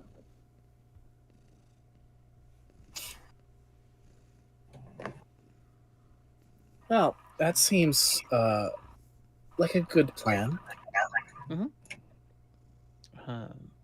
How close are you to finishing with that book again, Mont Blanc? 4 entries away. Well, 4 elemental masters. That should get you well and truly finished. Yep. And then I'll probably edit the Ravening Beast because I bet you he's got a new funky body shape after last time. I would When he like to see your unzipped. notes on that one in detail.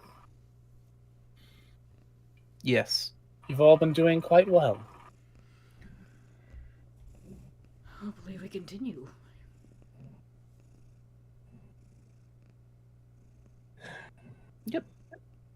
Mm-hmm.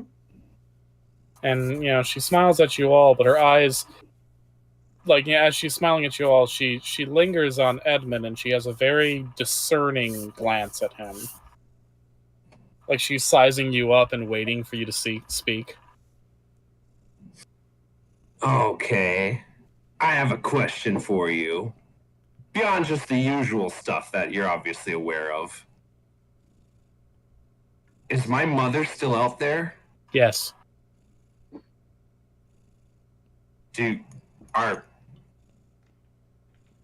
If the Duke has, I don't know, do you have any hunch where she is? She collects herself for a moment as she's very clearly trying to pick her words carefully.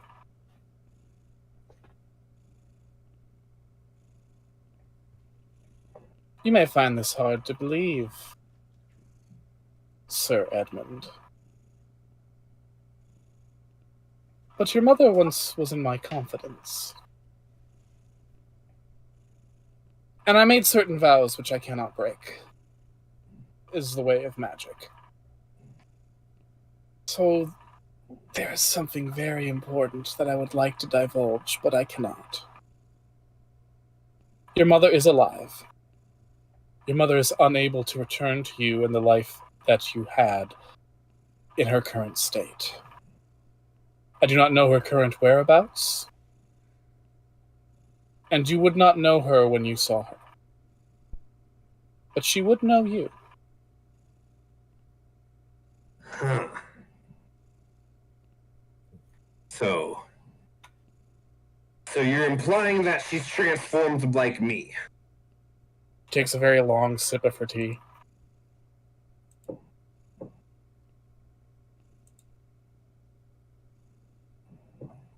but nah, you're cryptic as always. I don't know if that means you transformed her or if I don't know.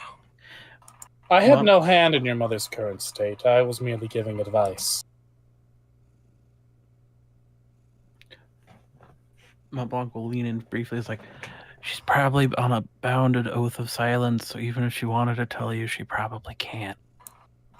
She points at Mont Blanc, and while drinking her tea, as if to say, "Bingo." Weird. Well, When you swear to secrecy and you have magic, it's not something you just can go, oh, I'm going to break this whenever. It's not like, when two friends are just casually doing stuff. It's the way to things. oh, this frustrating magic. Sick of it all. This curse. This was. Did my mom put you up to this to transform me, to get me on this mission? She pauses. She puts her cup in her saucer and thinks. The last time I talked to your mother, she said to look after you in my way. And so I have.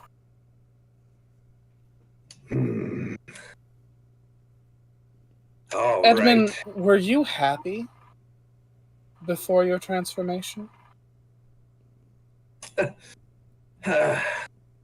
No. I Of don't course think you not. were.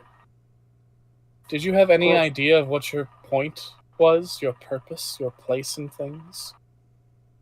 Beyond what you were told to do and be?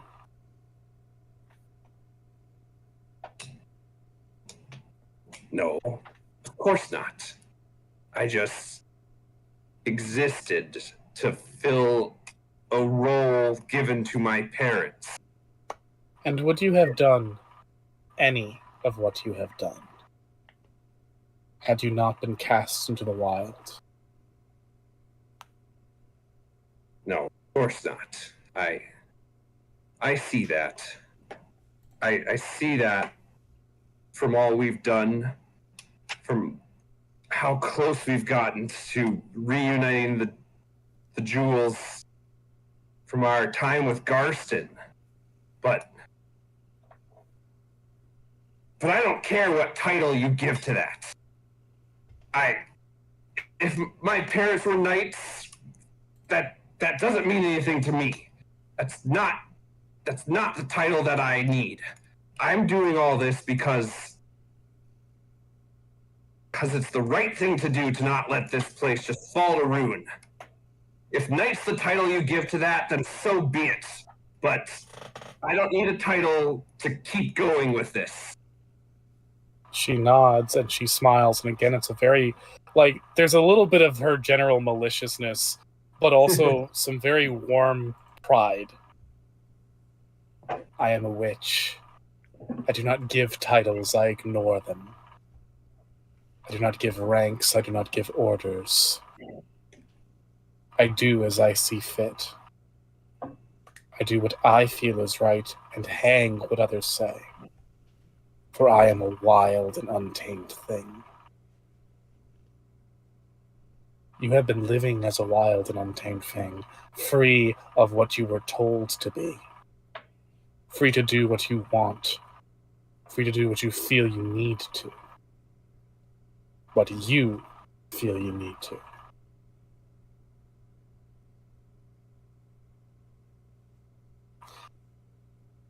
You have a choice now. What you want to be, what you want to do, the life that you want to lead.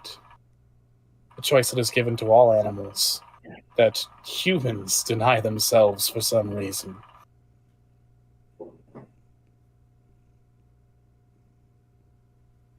When you make that choice for yourself, when you decide who you are and who you want to be, then you can choose whether this shape fits you or not.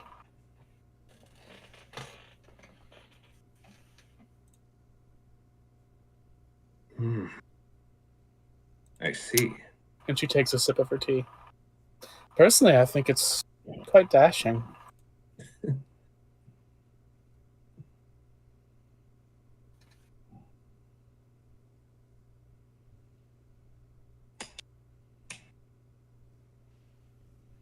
So did that one lady over in Hammerschmidt's estate when you rescued her.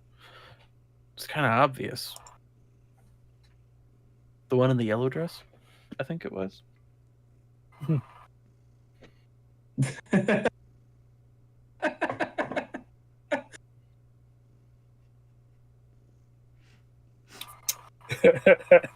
one that looked like Belle.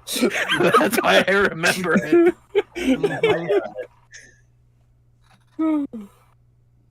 Well, I see your point. I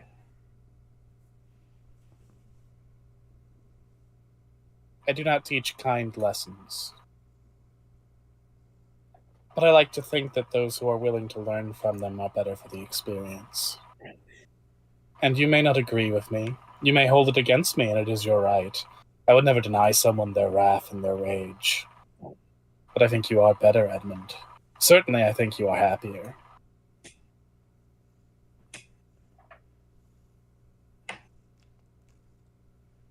Well, by the time I'm done with all this, I will make man and beast one. What an interesting idea. Let's toast to that, then. To a world of beast and men. That does get a little chuckle out of Charles. And yeah, you guys have an oddly quiet night at Bleak Annis's hut. She has rooms for you to stay in, and you can have an interlude scene if you would like. Yeah. And I'm going to award you 3 experience points for dealing with the 3 remaining witches in a row. Ooh. In addition to any other experience you've earned during this session. Because this one was a grinder, and you guys did a very good job. We got 5 for the session itself. I spent a fabula point. I spent like 3. Yeah, you did. I'm trying to remember that they exist. So 5, 10. So with all that up together, I'm up to, like, counting what I had to start with, I'm up to 19 experience. Yeah, that's what my math would be too. Yeah. Good. Yeah, so interlude session, if you want to form any bonds, add to any bonds, change any bonds. Am definitely maxing out my bonds with Mont Blanc now, adding loyalty. Mm-hmm. That's, been helping him since the beginning with this. Well, near beginning. I am Also- going... Oh, go ahead. I'm sorry. I was just going to say, TT, I think by maxing out my bond with Mont Blanc and with teaming paired with him, doing his Grimoire stuff, I think that would qualify me for the Arcanum of the Grimoire. I would agree. Or the Coven? Was it the Coven or the Grimoire? No, the Grimoire is one from the book. Huh, yeah. Fair enough. That one has the fun of once a day I get to ask a DM any question I want. Fuck yeah, that's a cool power. Yeah. So I want to do one with Edmund, but I'd like to have a little scene with that, so everyone else can go first. Fuck yeah, have a scene. Have a scene with scene. I want to, before we do that, but I did want to change some stuff with Mont Blanc, so I'm glad you want to do that too.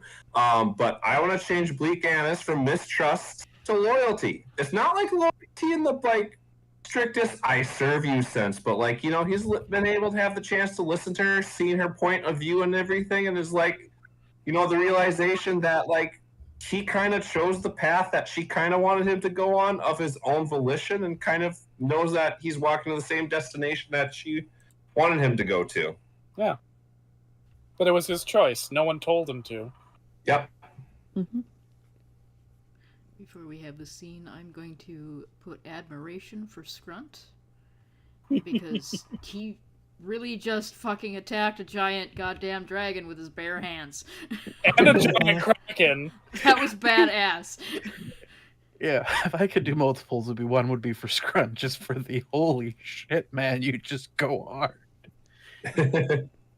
Listen, when magic fails to work effectively, it came back down to brute force. Sometimes you just gotta fucking punch it. She fucking did. And I like, like that. Scrunt did significant damage every time he hit in this session. Like, Yeah. you know, he may have not had elemental affinities to exploit because he's just doing raw physical damage, but like it was not insignificant physical damage. I don't think there was any damage roll for Scrunt that was less than like 15. It was badass. Thank you, thank you. So yeah, make Bright up Eyes for was just down. watching you do that, and she's like, "Holy shit, Scrunt!" He might be small, but he's still a fucking dragon. This is fair. And that's It's why like he that- was that waiting comic. for. Oh, sorry. Oh, sorry. Yeah, that's why he kept waiting for the enemy's turns to run out. That way he could do the most optimal damage he could. Good boy, Oh, Scrunt. that's why you went last, because he'd run out of turns to smack you back. Mhm. Smart.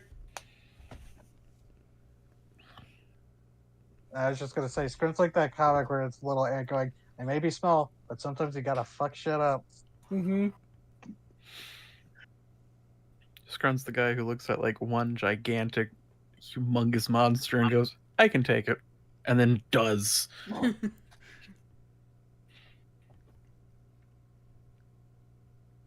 Okay. Any more people with stuff before we do interpersonal drama? I don't think so. Scrunt had something, didn't he? Think so? Do you want to form a romantic bond with Jenny Greenteeth? make a nice love No. triangle here. He wants her dead. Oh, we're not gonna have the Jenny Greenteeth love triangle.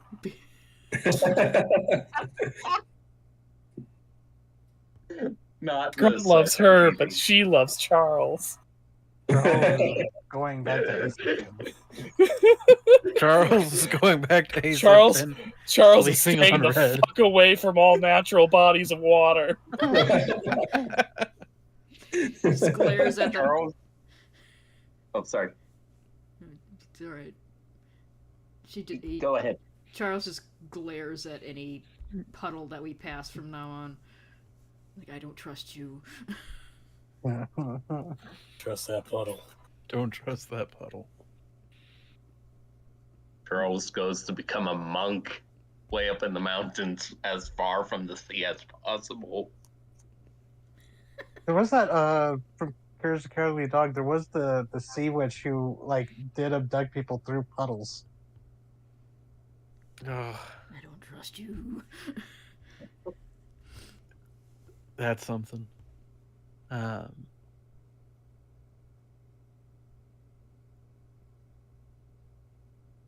So if everyone else is ready, and if you're ready, Seed. Mhm. So I'm thinking this is later on in the evening after the tea's been had. Probably before we're about to head to bed. Mont Blanc will have gone up to like, could you step outside with me for a second, Edmund?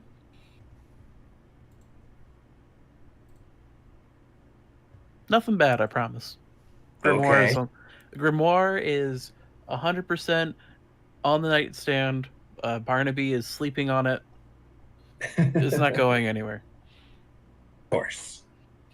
But I want to talk for a little bit, if that's okay. All right.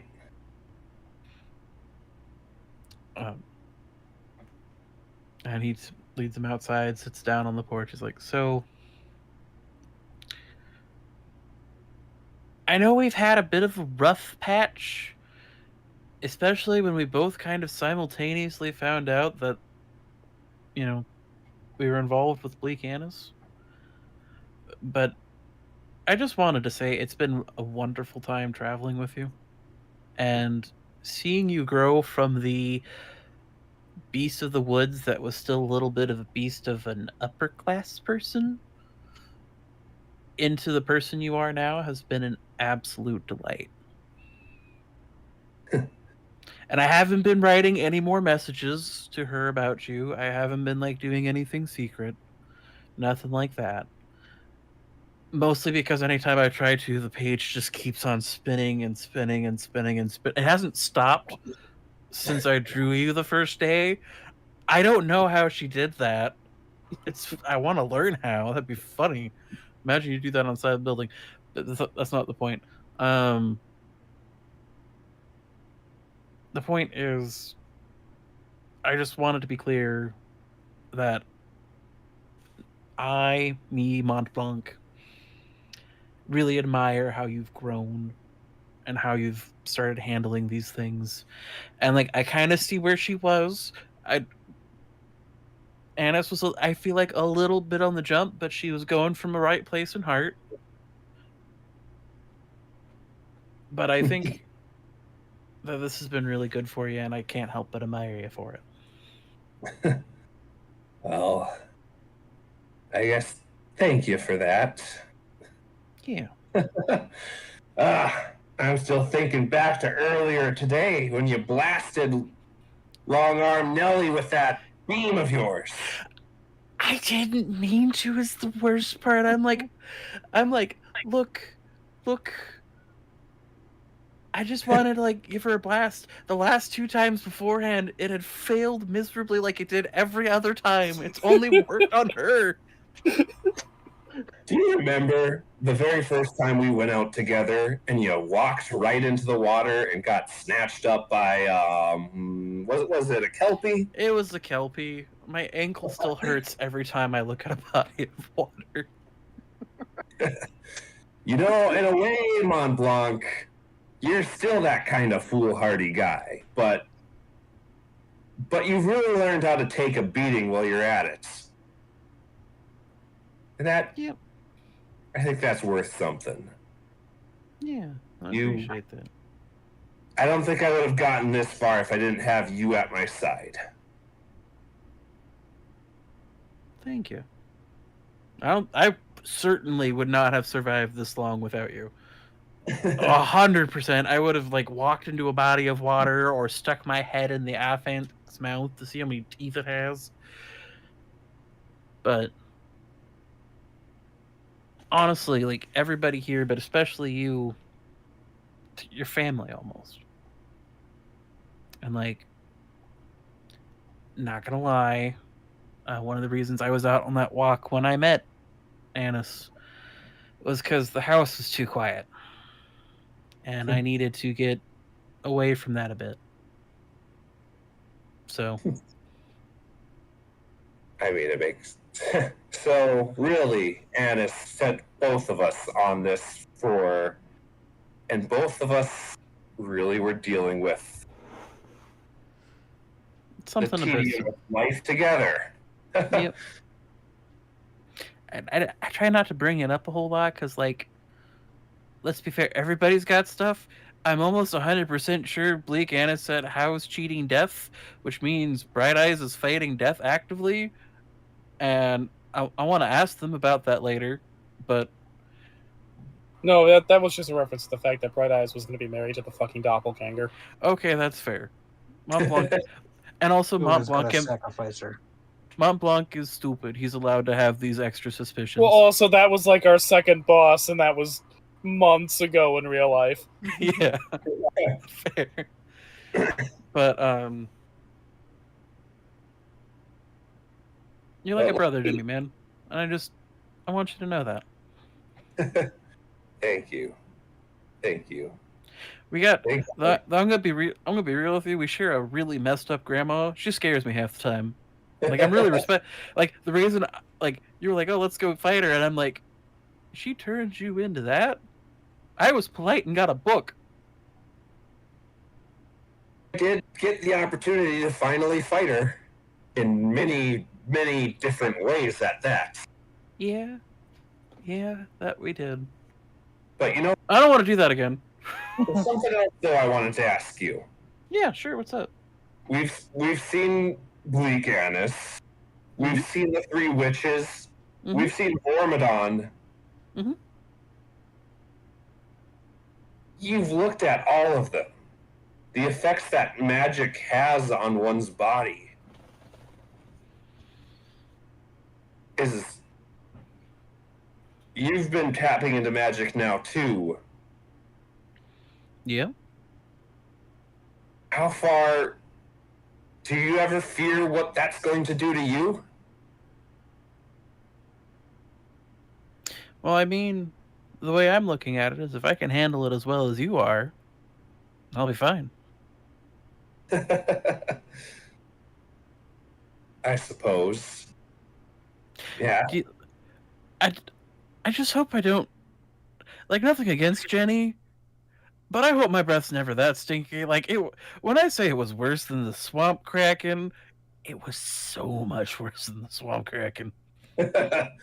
Well, you got first-hand experience to both, so... It's so much worse. You'd be surprised, even though I look like a big cat, my sense of smell really hasn't gotten any better.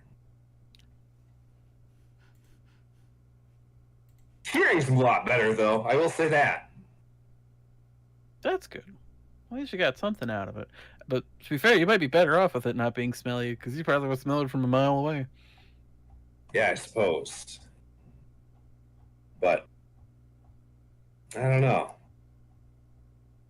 Interesting. But no, even if the magic stuff starts to affect and change me, I like to think my actions have always spoke louder than my appearance. Because everyone assumes I'm making strange porn things. I really, like, part of me wants to shave the mustache, but then I'm going to look like I'm 16 again, and I don't want to do that.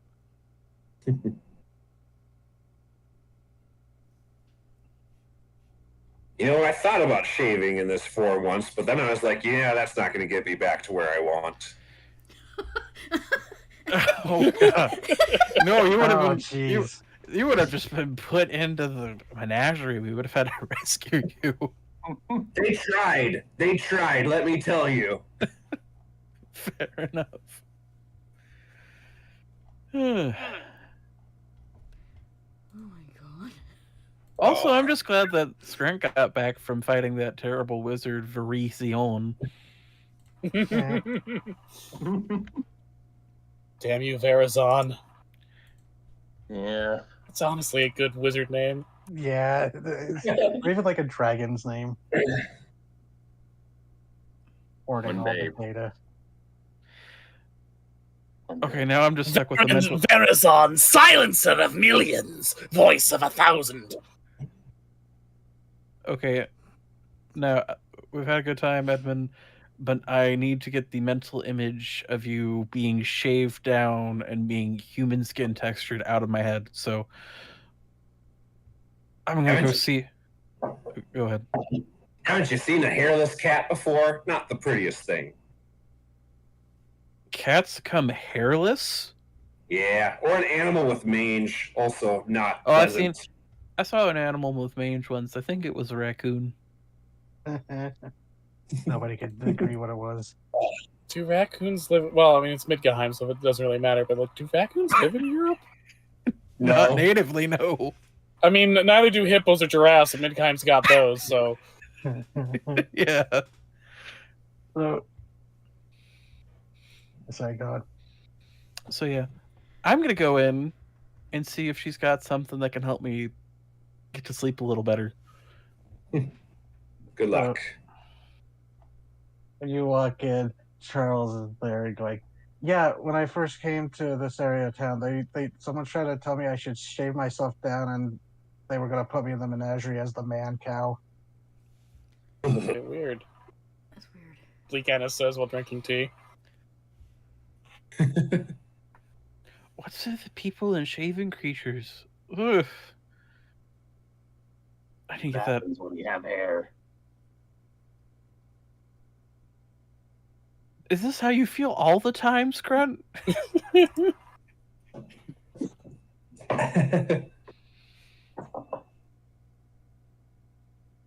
What do you get for being naked? I wear clothes. You don't have scales, though. It's weird. We'll see what we can do about that down the road. Charles wouldn't say this, but speaking of Latrot,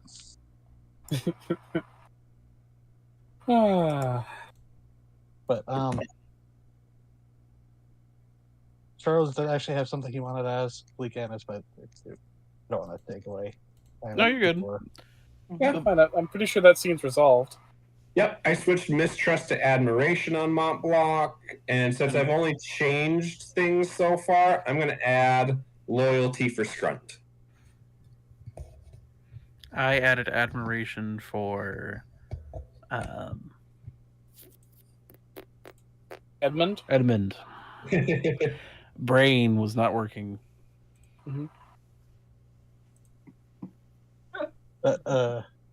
While having tea with Bleakanus, Charles will go, This is probably me just making a wild guess, but did you have anything to do with what brought me here? You seem involved with She looks at quite you. a few webs. Says, "It behooves me to seem all-powerful, but I am not responsible for everything. That said, while I am not the one who set you on this path, the one who did talk to me. I met her once in Grimhelm when she was on display. So it was the Sphinx. She told me that there would need to be a 5 in the band. I was aware of Charles and Edmund. I had set them on the path already. I assumed they would gather allies. Yeah, Mont Blanc and Edmund. Fuck, sorry. You guys got me doing it now. I figured they would gather allies along the way, but after a point I decided that it might be best to make sure that some nudges were made. Luckily by that point, you were already with Sycoraxine.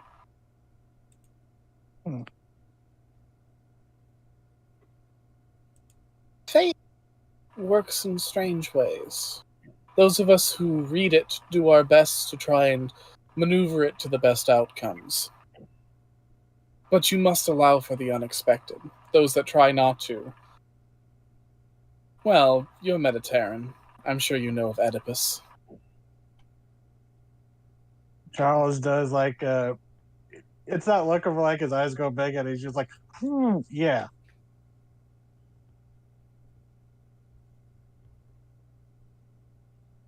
I've done nudges here and there to make sure that you all stay together. But not that much has been needed. Destiny can be cruel. But I think more often than not, in the grand scheme, it leans towards justice.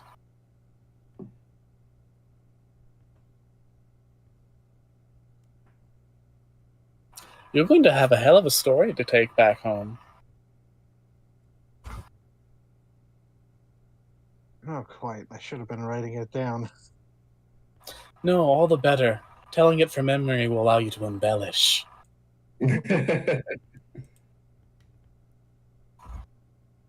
does get a check from him. And then he goes, I originally intended just for you to get it, but I thought it was good. Might have been a good peace offering, but kind of royally backfired on me. And here, Charles will hand over the other man-eating plant cutting because he initially planned it for Bleakanus, but it's like, the Jitty, that backfired. I tried to give one to Jitty, and that She looks at it and she smiles, and her gnarled talons hold it very gently, and she's like, I will give it the utmost care to the full skills of myself as a gardener. That's good. I was admiring your yard when you weren't trying to trample us. It's well maintained, I feel.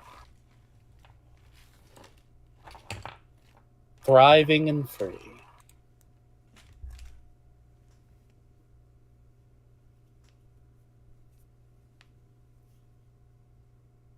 But that's all Charles really wanted to do. So All right. If we got no more business, then I say we call the session here. All right. Okay. Because it's pretty late, and I have an early day tomorrow and the rest of this week. Yeah. Fuck a winter break. Yeah. But yeah, good session, gang. We did the witches. Next time, 4 or 5 supremely powerful sub bosses, secret Yay. bosses. Time to defeat the Emerald Weapon. Good night, everybody.